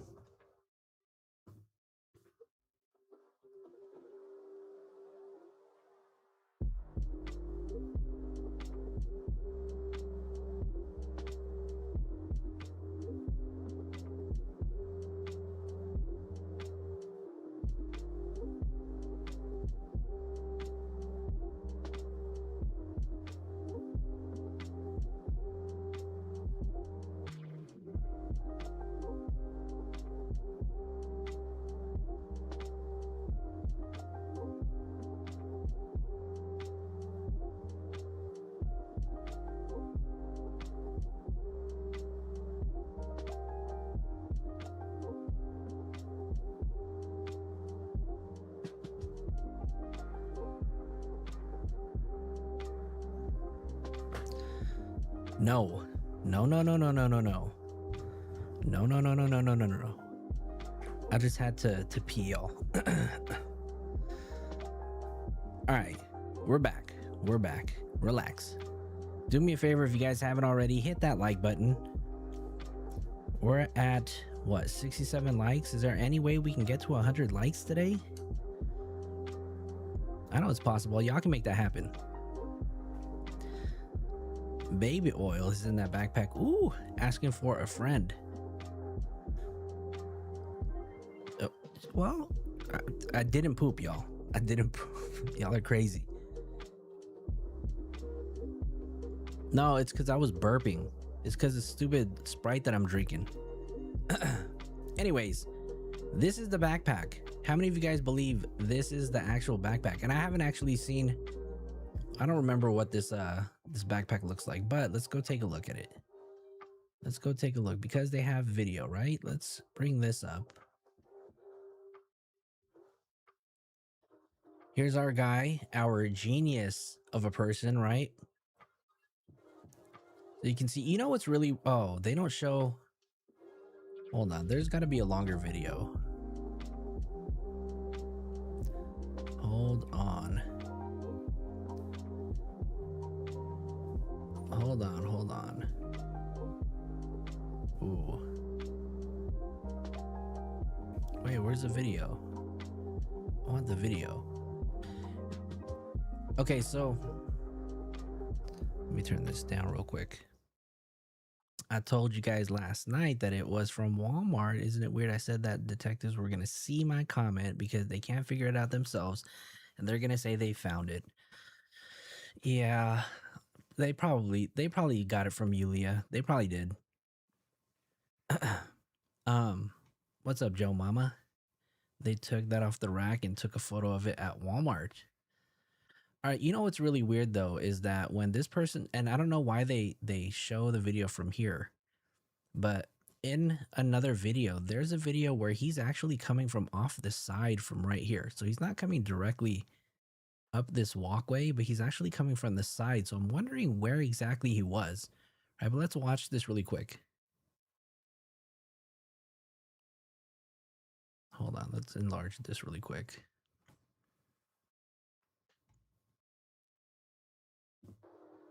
It's getting quiet without music, so we're gonna play some music in the background.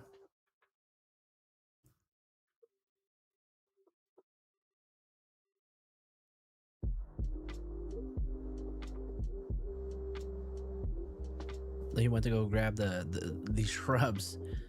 This guy is one genius, y'all. And you can see right here, you can see that when he goes down, that he actually turns on his little bite light. You can see right there that the light turns on and turns off. So he probably has it on. He turns it on because it's pitch black, right? We know that it's dark. And then he turns it off and he comes over, wraps it up. This dude was literally this guy was literally building a nest on the Nest camera, right?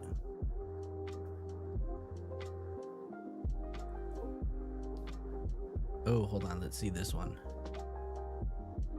Oh, you can see right here too that as he's about to step up on this little ledge, on this little step right here, he actually turns on his light so he can see it. So this actually makes me wonder if he's been there before.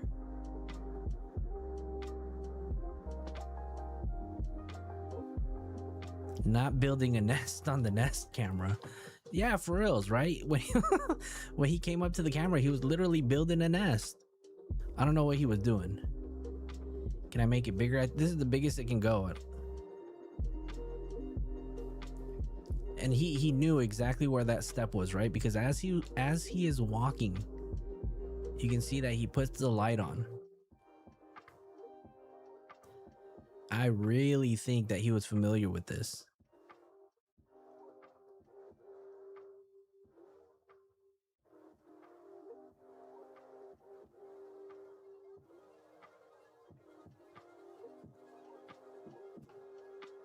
Y'all are funny. Yeah, so he turns it on. And again, hope you said it right. Makes you wonder if he's really familiar with the property.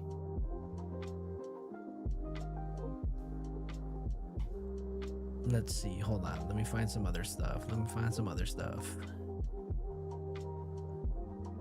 And shout out to Boss Bish. She sent me a whole bunch of stuff today and definitely made sure I was updated with all the news. Law and crime. And then you know what I also heard is I heard that the FBI and the sheriff's department are having a whose dick is bigger contest. And they're really going at it with each other. Listen to this, you guys. So an interesting situation here in Arizona. I'm outside Nancy Guthrie's house. I've been reporting that there have been concerns about the Pima County Sheriff and whether or not he was cooperating enough with the FBI, whether he called the FBI in soon enough. I haven't been able to figure out who's actually in charge. And I found out today, even investigators working the case say they don't know who's in charge, if it's the sheriff or the FBI. Well, now Reuters is reporting that the sheriff's office is withholding key evidence in the Nancy Guthrie case from the FBI. All right. Which is a really big deal. Tambo. And Reuters is reporting that among the evidence being withheld is there was a glove apparently that was found inside Nancy Guthrie's house that the FBI wanted to test The sheriff. at Quantico, which is like the best place in the world to test Allegedly. for DNA and that kind of thing. Stars, And you have to say instead, allegedly. The sheriff sent it to a private laboratory in Florida. And I mean, if that report turns out to be true, this Reuters report, that's really, really shocking. But it does go along with sort of the vibe out here on the ground and what I'm hearing from local investigators that that the FBI should have been called in sooner and that the sheriff didn't want to do it. So, All right, so let me see. Fox put out a video 44 minutes ago, and they're basically top of mind is going to be Oops. the Nancy Guthrie latest in the investigation into the disappearance of Nancy Guthrie. I'm keeping up with updates from Fox News Digital and The the latest cockblocker, I'm huh? seeing, and by the way, a live look at the Guthrie home. The time in Arizona just past 8:30 p.m. We're hearing from Nancy Grace. She says federal authorities are looking for a gray truck in connection with Guthrie's disappearance. Guthrie quoted earlier this evening saying they're asking everyone within a 2-mile radius to pull video. Yeah, Leah, the email's right there down below if you see it. It's right here on the screen now, flojotv@gmail.com. If you do have anything, yeah, send it to me to my email, please. Have they seen a truck, a gray truck? And do they own a truck? Do they know somebody who owns a truck? Grace said of the Yep, you sure said it. You said it, Grace Leah. says that the reason authorities are searching for a truck is one has reportedly been spotted on video around questionable times. So that's the latest update we're getting here tonight. We've also been getting a number of updates on social media from Michael Ruiz. He works with Fox News Digital and reports for them, and really giving us a little bit of insight into the investigation. And we are hearing a little bit of words from people who are investigating this, speaking about the state of the investigation. Ruiz saying he has a source, a federal source, that's describing this entire debacle as insane. Nancy went missing on January 31st into February 1st. And then the FBI got involved late on the 2nd, after the agency reached out and was limited to a minimal role. So Ruiz is alluding to the feds Charlie, speaking Charlie, on Charlie, you how crazy, Charlie. much they've been allowed to do throughout the course of the investigation, and really when they began investigating. Another one from Michael. This is a new one on the apparent friction between the Pima County Sheriff's Department and federal agencies. Okay, so why is it possible, or why do we believe that there is something going on between the FBI and the Pima County Sheriff's Department? Well, somebody on X put up a video. I guess there was a little dispute between the FBI and the Pima County Sheriff's Department, specifically Sheriff Chris Nanos, back in 2016. He was pissed off and angry about the way the FBI led their investigation in a RICO case. Let's take a look at this really quick. Hold on. Let's pause this for a second. Let's bring this over and let's take a look at this. Let's see what he's got to say. I think he's got a few, he's got a few words he's got to get off of his chest. Am I upset at the FBI? Absolutely. They should be. They get by with saying no comment. Who does that in today's world? Who does that? Yet they get by with that. And when this thing's all resolved and the case is all over, I challenge him. I challenge Mr. Black to stand up to that camera by himself and say, hold on here. Sorry, you guys. I just turned it up. My bad. Am I upset at the FBI? Absolutely. And you're only going to hear it on one side for some reason. This video's audio is horrible. They get by with saying no comment. Who does that in today's world? Who does that? Yet they get by with that. And when this thing's all resolved and the case is all over, I challenge him.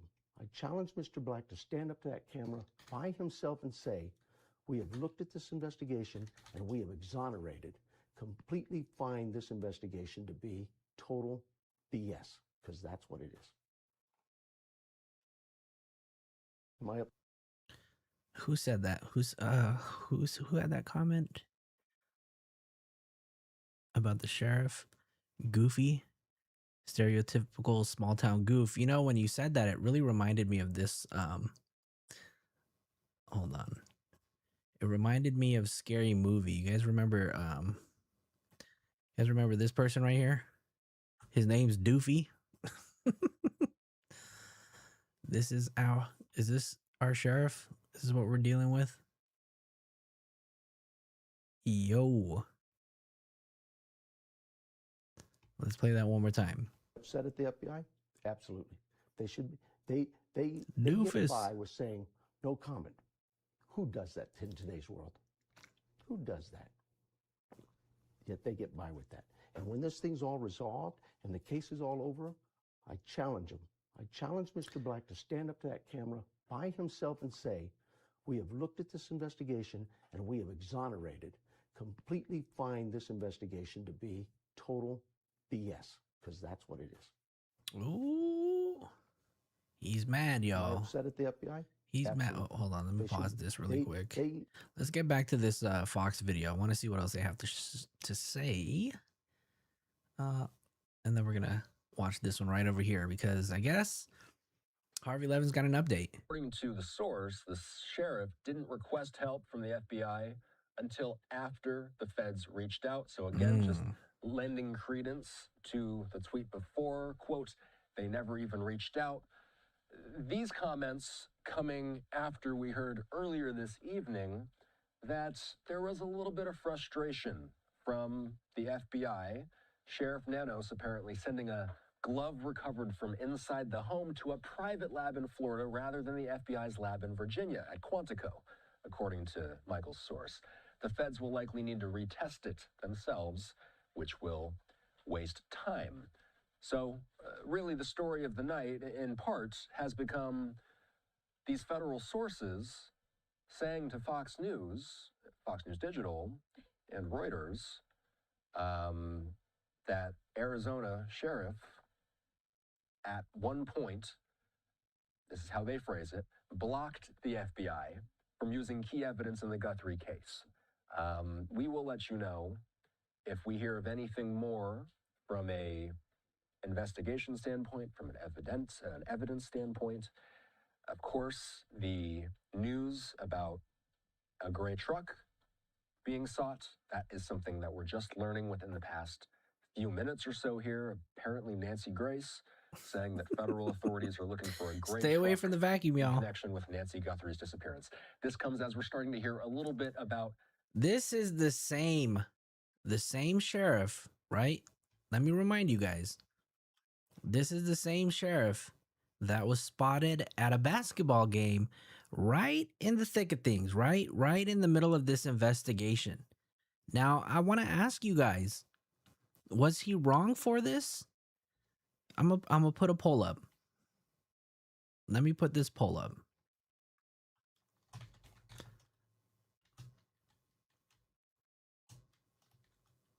Let me see.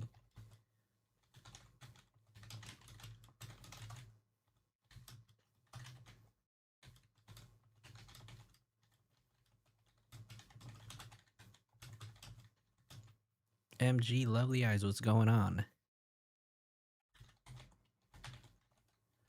Let me see. Let me get your thoughts right here. Do you believe it was okay for Chris Nanos to take the day off in the middle of this investigation?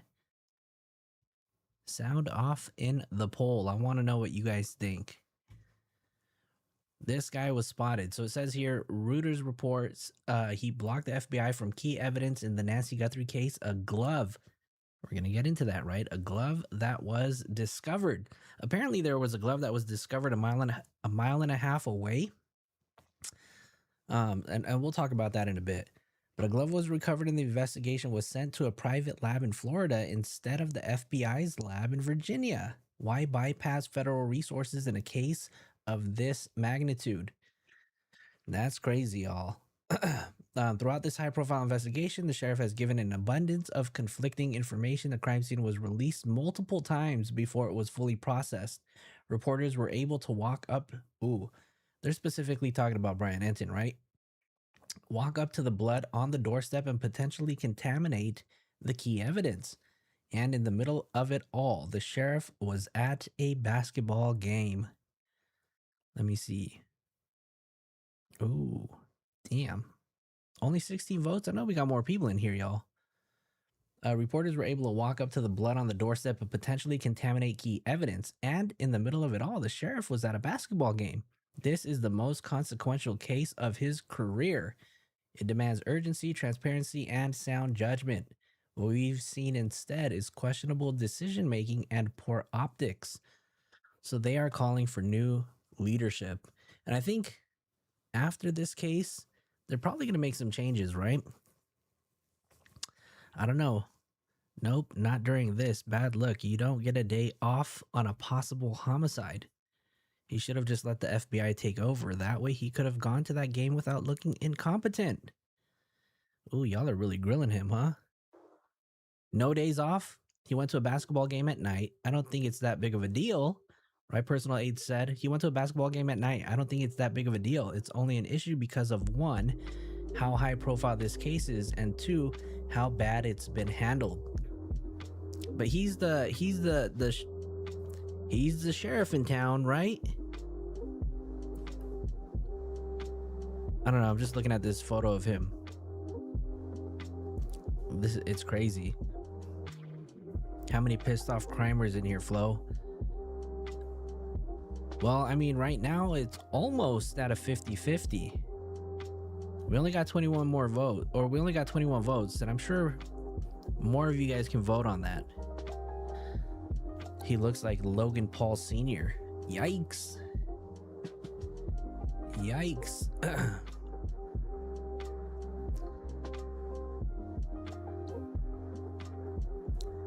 Let's see, his people are there and not sleeping, and he goes to a game.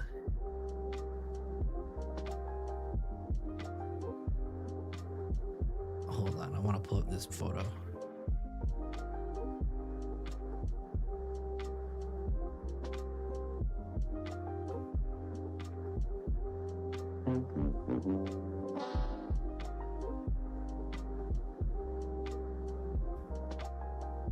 No, so bad call, right?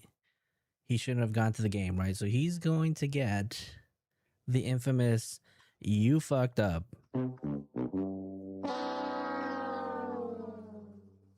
That was Chris Nanos right after the basketball game, saying that he's going to report back to the location of Nancy Guthrie. So I don't know, y'all. I don't know. Let's see.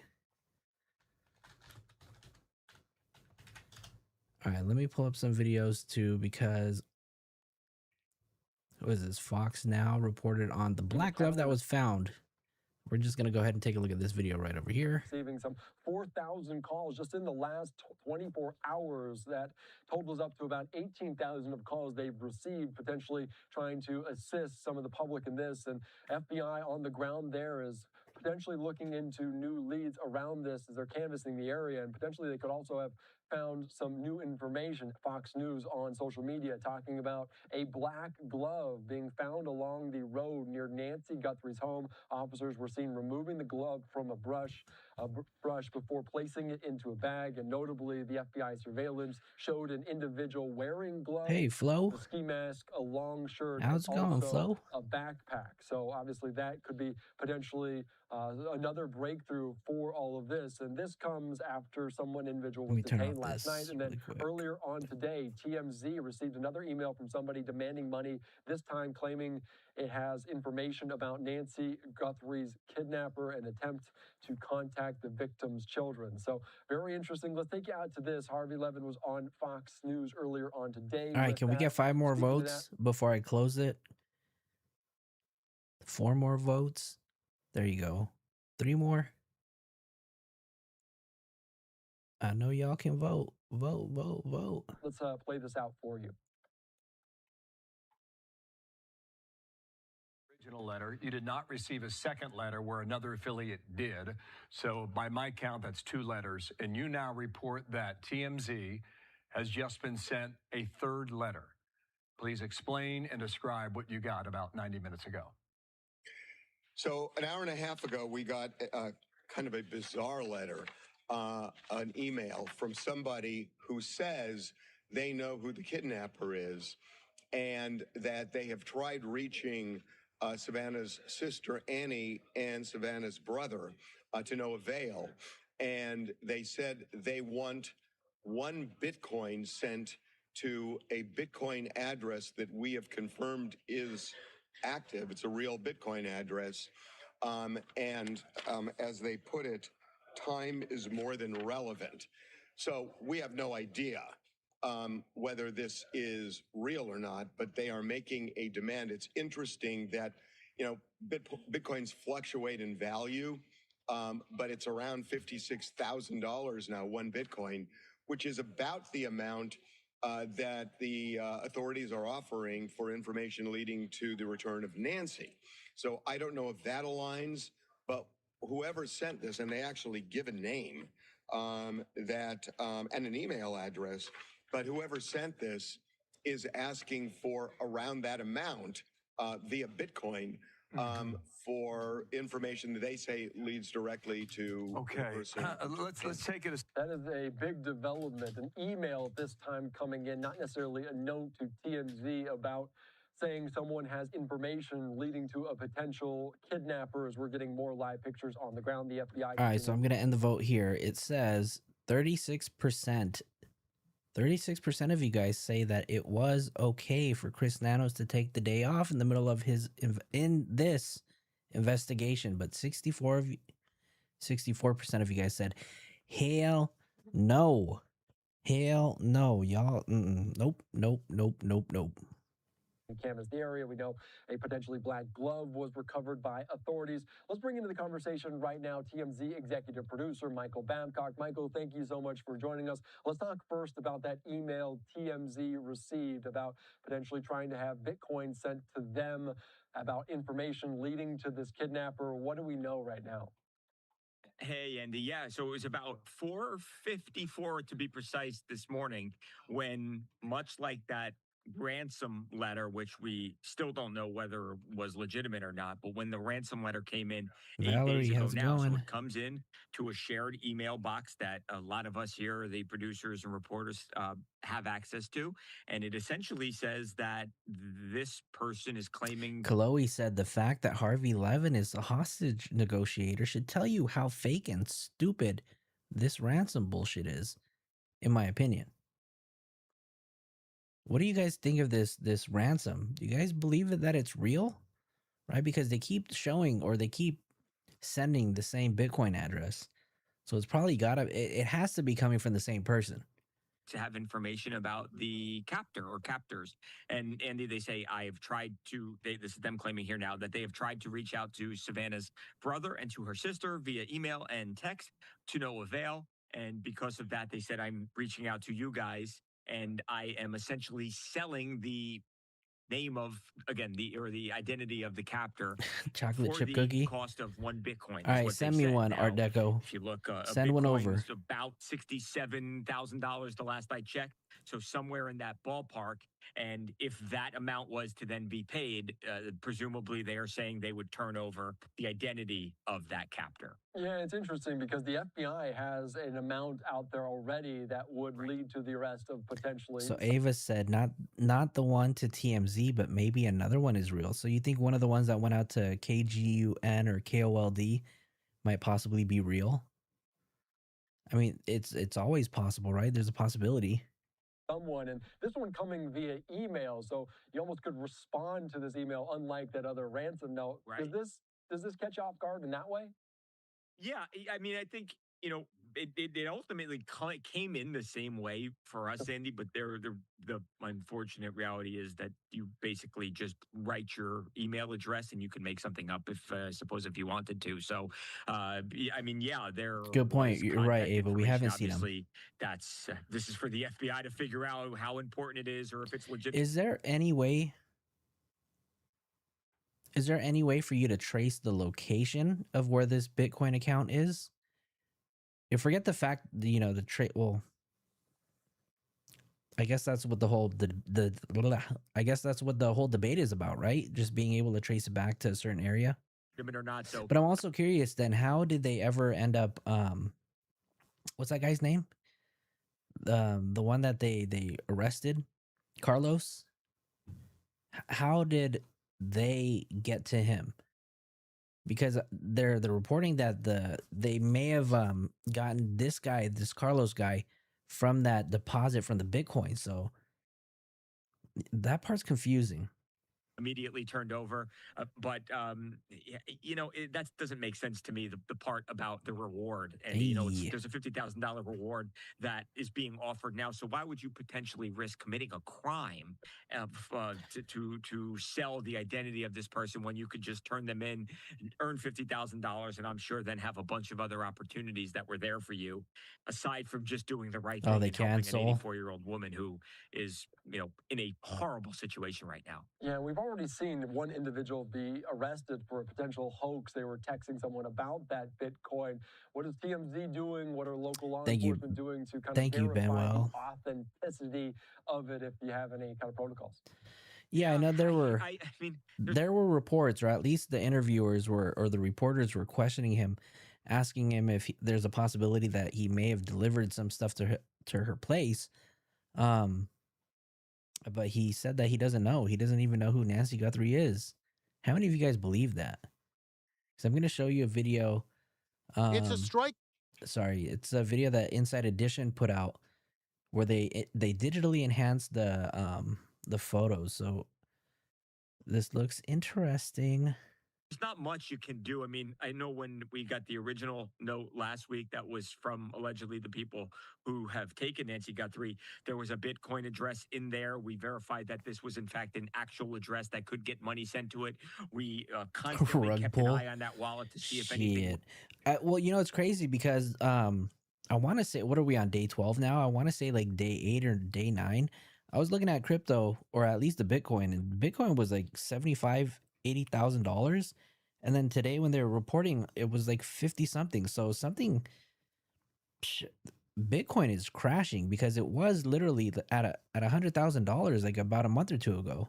Was paid, but outside of that, there's really not much we can do as far as confirming the authenticity. You turn it over to the authorities and they take it from there, and we have cooperated with them every step of the way. If there's anything that we could do to help them find out who sent these, then we've done it. But yeah, not too much, unfortunately. That's a good point, Flo, because they from did our mention standpoint. that they did search one of his vans too, right?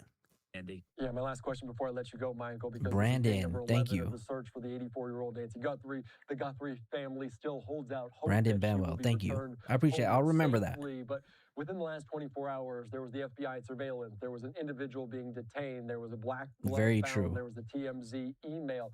Do you feel closer than ever that potentially law enforcement are to cracking this case, to finding someone? Derek Colella. I do. And I think obviously, I mean, this is pretty obvious, but that video, to have an image, to be able to see some features and facial hair, and perhaps you can recognize, you know, what's the backpack, what's the shirt, and these are all potential avenues that investigators can track down leads, and Damn. hopefully it brings them to whoever. Thank you, Ava. That's a good way for me to remember that. She went missing on February 1st. Thing I would say is, you know, that going back to that ransom letter initially, Andy, there was the deadline on Thursday, and then there was a second deadline on Monday. And that second deadline on Monday, if we're to believe that letter is authentic, that second deadline came with the ultimate price to be paid if the money wasn't transferred to them. And I think we obviously haven't seen a proof of life. You pray that Nancy Guthrie is okay. That is so very true. Obviously, people still holding out hope, but pieces of evidence slowly coming now since that piece of surveillance video was recovered by the FBI, despite she not having that kind of account with Nest. All right, Michael Babcock, I appreciate your time, your insight here on Live Now. Hold on. Damn, this guy's... I wonder if he has a cross tattoo on his arm. But here, let's take a look at this, because I seen this video. It says FBI analyzes surveillance video of masked man at the Nancy Guthrie door, and it looks like they digitally enhanced it and added color. I don't know how accurate this is. This guy's skin looks really pale. Breaking new image of the kidnapped suspect at the home of Savannah Guthrie's mom. Hey, do me a favor, you guys. Hit that like button. Smash that like button. Do me a favor. It's free. It's free. Free. Smash that like button for me, y'all. Help me get this video out into the algorithm so more people can see it. It was created by internet sleuths using a technique called reverse infrared technology and shows features like eyebrows, flesh, and parts of a mustache. The FBI continues to harvest the 44-second video of the intruder for every possible clue. You can be sure that they are working on, if you will, a composite. Based on the eyes, based on the mouth, we do think we see a mustache. Perhaps there's a beard under that mask as well. Using the bricks on Nancy's front entrance as a guide, experts believe the suspect's height is 5'9" to 5'11". His weight up to 230 pounds. His shoes appear large, possibly a size 12, based on the size of the tiles. His clothes are also producing intriguing clues. That ski mask has unique stitching. Notice the seams around the eyes. Okay, so a lot of people are talking about the eyebrows on this person. They're so thin. They're so pretty. They're so beautiful. Y'all are tripping. Whoever thinks that this guy's got pretty ass eyebrows, y'all are tripping. Because if you guys look right here, this is just really a very thick ski mask that he's wearing. And this is just the shadow that it creates right above his eye. At least that's what I see. I mean, you can see here the thickness of the eye portion right here. And it only makes sense that, I mean, maybe this could be partial eyebrow, but I definitely don't think that he's got thin eyebrows. And the fact that y'all think that this is a woman, nah. And mouth. It's glasses? Oh, they even bought one, okay. It's just like this mask, which can be bought for $22. The holster isn't fancy at all. It's made of nylon and sells at sporting goods stores in Tucson, also for $22. Several firearms experts say he's armed with what appears to be a 9mm handgun. That looks like a Smith & Wesson. Doesn't look like a Glock. Possibly a Glock. And no, those gloves. There's absolutely no way that this is a Glock. No, I'm not buying it. Are made of a synthetic rubber called nitrile. Nitrile gloves like these are often worn by plumbers and Oh, see, even he's got the glove. gas station employees because they don't disintegrate when they come in contact with oil and other chemicals. We bought a pack of 100 of these for just $10, and they look very similar to the ones worn by the intruder. And the flashlight he held in his mouth, we bought a similar one for $30. They're just out there buying all this shit. They got to do it for the video, huh? Backpack is also drawing a lot of attention. Internet sleuths say it may be an Ozark brand, which has similar straps and reflective bands. Wait.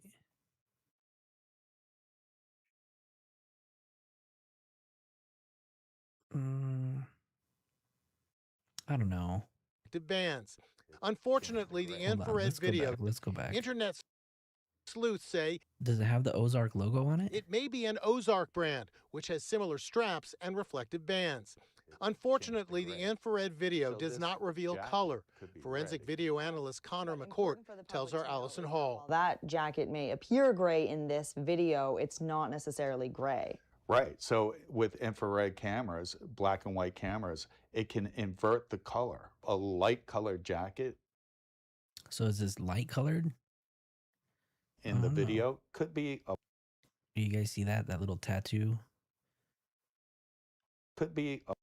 Oh, they don't show it here. A black jacket. It could be a red jacket. It could be a blue jacket. Authorities are paying attention to the suspected kidnapper's gait. The way he walks is potentially a vital clue. There is technology that is directly aimed at identifying people based upon the way they move and walk. That signature Good night, is Eileen. as powerful as facial recognition. Good night, Deco. His calm, unhurried demeanor is drawing attention. He's familiar with this Good house night, either Flo. because he's been Thank there you for hanging before out. or because somebody told him about where that camera was, and he wouldn't have to worry about anybody coming up on him during this abduction. And look, lights behind him may suggest there's a getaway car.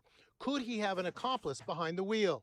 FBI agents are out in force in Tucson today, going door to door, searching for anything that may lead them to Savannah's mom, now missing for 11 days. That's horrible. I really hope that they find her alive. And then they found this, right? The infamous black glove.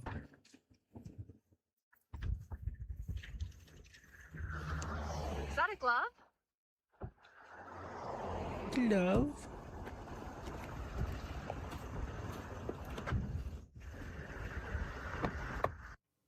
All right, I want to hear a little bit more about this whole FBI versus Pima County Sheriff's Department. Go to Brian Enton and get the latest information on new appeals from the authorities and some new stink, which I'll ask you to address first. That the locals aren't playing well with the feds, and that's what has been making this such a constipated process. What do we know?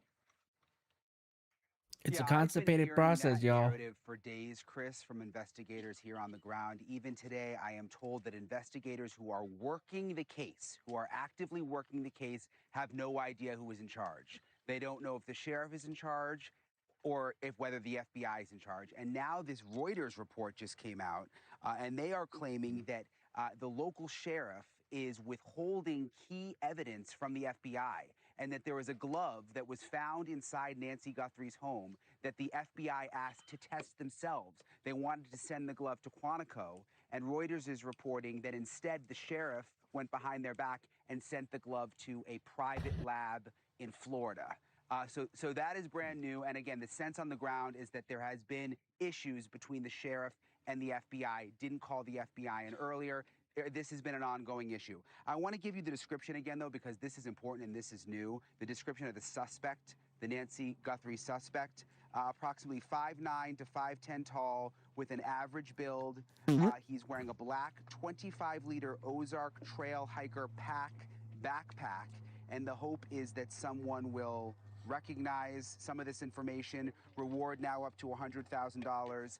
What's interesting also, Chris, is they have sent out a neighborhood alert through an app, the sheriff's office did, a 2-mile radius all around where I'm standing right now, outside Nancy's home, asking anyone with video going all the way back to January 1st, so long before Nancy went missing, They're asking for anyone with any video of anyone who looks suspicious, a suspicious vehicle, to send it into the sheriff's office. And that other video that you showed at the top from the same night Nancy went missing, about 5 miles away, the video of the other guy with the backpack.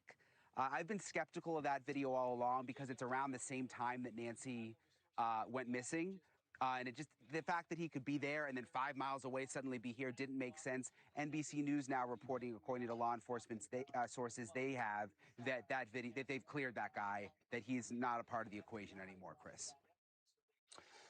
They got two things, and I appreciate that. Thank you for bringing us up to date on all of it. Two, one is they know what kind of backpack it is, and there are a million different types of backpacks. This one's fairly specific, so you know what they're doing. They're scrubbing sales of that backpack in that area and cross-referencing it in terms of when they were purchased.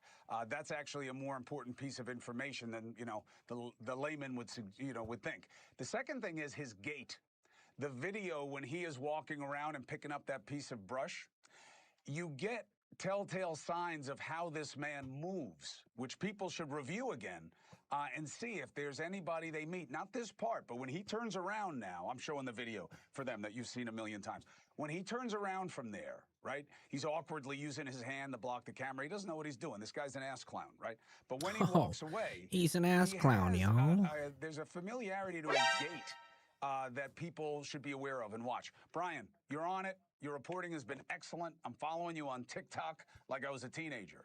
You're doing a great job, and you're giving people what they need to know, and you're keeping them engaged. Thank you for doing that, and thank you for doing it for the right reasons. I now want to bring in Andrew Black, former special agent in charge, right, what they call a SAC in the FBI, a big shot at the Tucson office, and retired FBI special agent Jennifer Coffindaffer, and this girl's everywhere. Co-host of America's Most Wanted, Callahan Walsh. Cal, it's good to see you, but thank you for coming in tonight. Appreciate it. Andrew, it's good to have you on the show. Jennifer, as always, I appreciate you. Anybody feel that I'm out of my depth when I say... I'm sorry, Eileen, I'm sorry. Yeah, maybe the sheriff is messing with the FBI and they're having a power struggle. Fine, that's nothing new to any of us. But the idea that you look at this investigation and say, yeah, they screwed it up. Does anybody believe we're at that point? No, I don't believe that at all.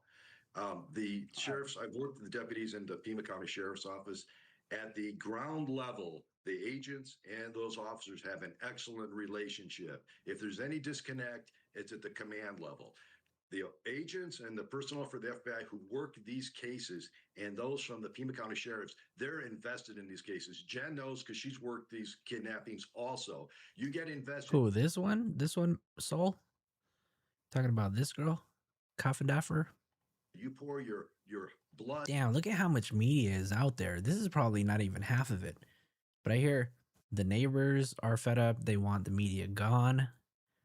They just have everybody staked out there. Your sweat into these cases, and you want more than anyone to get the victim home to their family. Nobody wants them back. Nobody wants Nancy back more than these officers on the ground. Thank you for watching. Subscribe below. As Rabbit would say, shut up, Cuomo.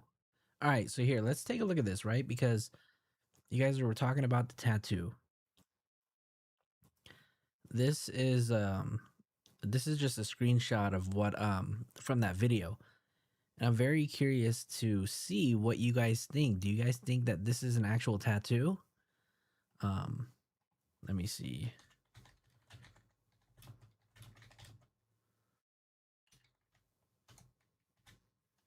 Let me see. Let me get.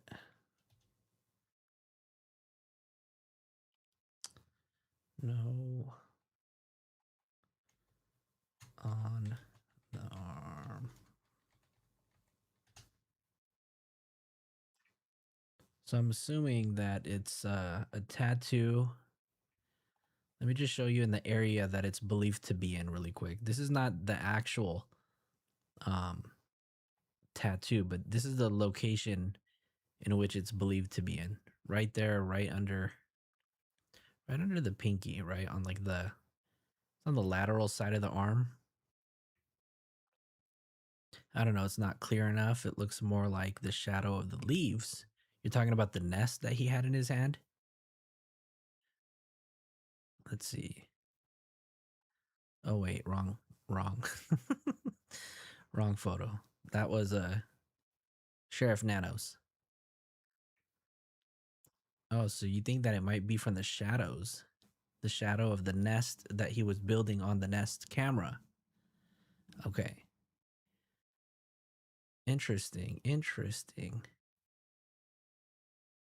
Interesting. Well, I don't know. I mean, did anything else happen today? I may have missed a ton. This shit cracks me up. I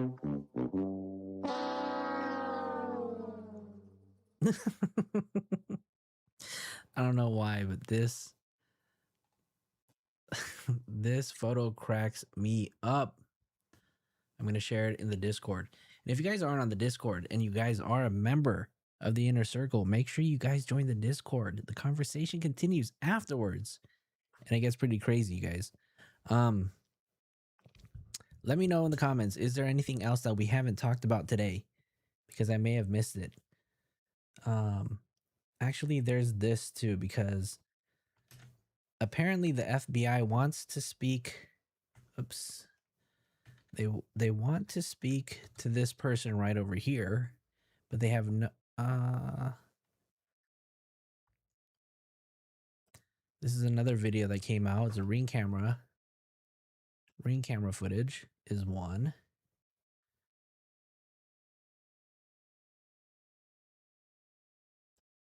And then let me see if we can play this one too. Then there's this video that we found.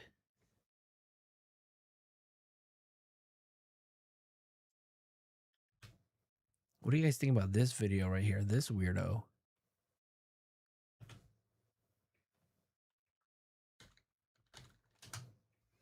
And then the other night we showed this. Hold on, let me find it.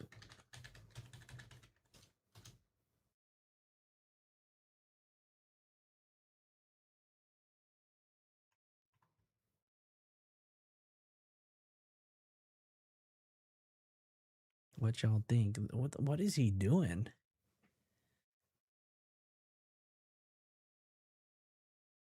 This guy's got 2 backpacks on? 2 backpacks?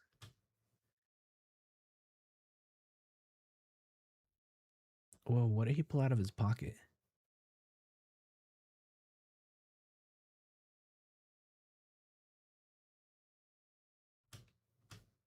That's weird. Oh, he was cleared. A different weirdo? Okay, so he's cleared, y'all. All right, all right. Fine, fine. He's cleared. Height analysis based on archway and file cabinet. Let's see. Who's this? I'm trying to find the other video from yesterday. Did they clear that other guy? The one that was seen recording into other people's windows?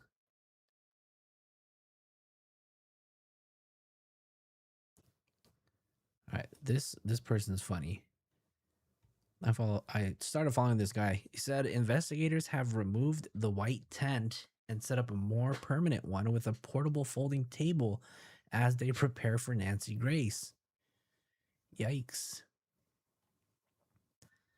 Where's the other one?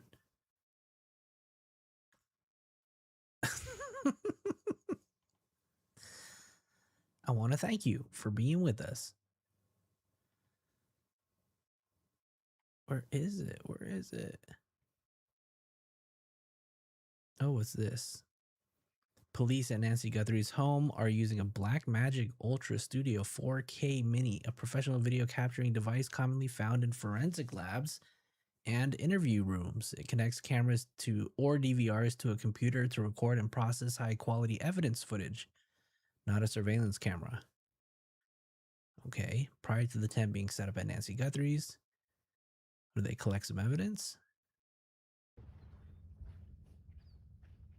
Oh, this is them bringing it out. Yo.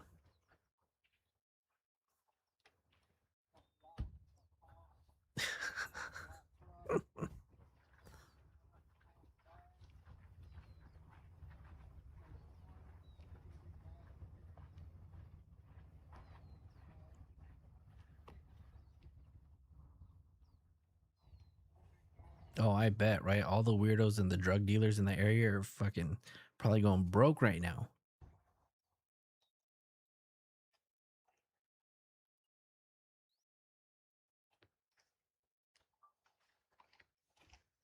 Okay. Ultra Studio 4K Mini. Do we need one of those for the studio? Okay, there's a photo of the white tent that went up for about 2 hours and came right back down. No. What is this? I noticed something distinct hanging out of his pocket. Looks similar to something hanging out of a new cam ring. Well, they cleared him, so. All right. Anyways, you guys, I think that's going to be it for tonight. Thank you guys for tuning in. I really appreciate all of you guys that took the time to comment in the comment section. So do me a favor, if you haven't already, hit that like button. If you're lurking, subscribe. We got a few new subscribers, so shout out to you guys if you guys just subscribed to the channel. That's gonna be it, you guys. Thank you for hanging out. I really appreciate it. And all of you guys that did support the channel tonight, let me make sure I give you guys your shout outs. 666 became a member. Welcome to the inner circle. Stefan Callie, thank you so much for your $9.99 super chat. Loving your channel vibe, and this chat is great. Miss Dizzle, straight to prison, David. Hey, and then Bean Baby with your $3.99 super sticker. Let me make sure I shout out to everybody who donated to the Cash App.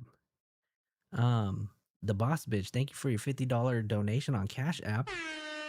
And then Bean Baby, thank you for your $20 donation on Cash App. Thank you, thank you, thank you. This case, I'm ready to close. I need closure too. It's frustrating. I'm sorry, y'all. I think she's gone and been gone. Tambo, where is your hope? Ooh, Tambo, where is your hope? Hold on.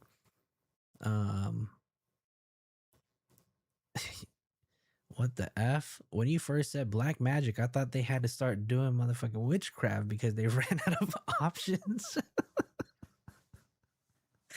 Yep. They're going to start doing some weird ass witchcraft just to find some answers, y'all. I don't know.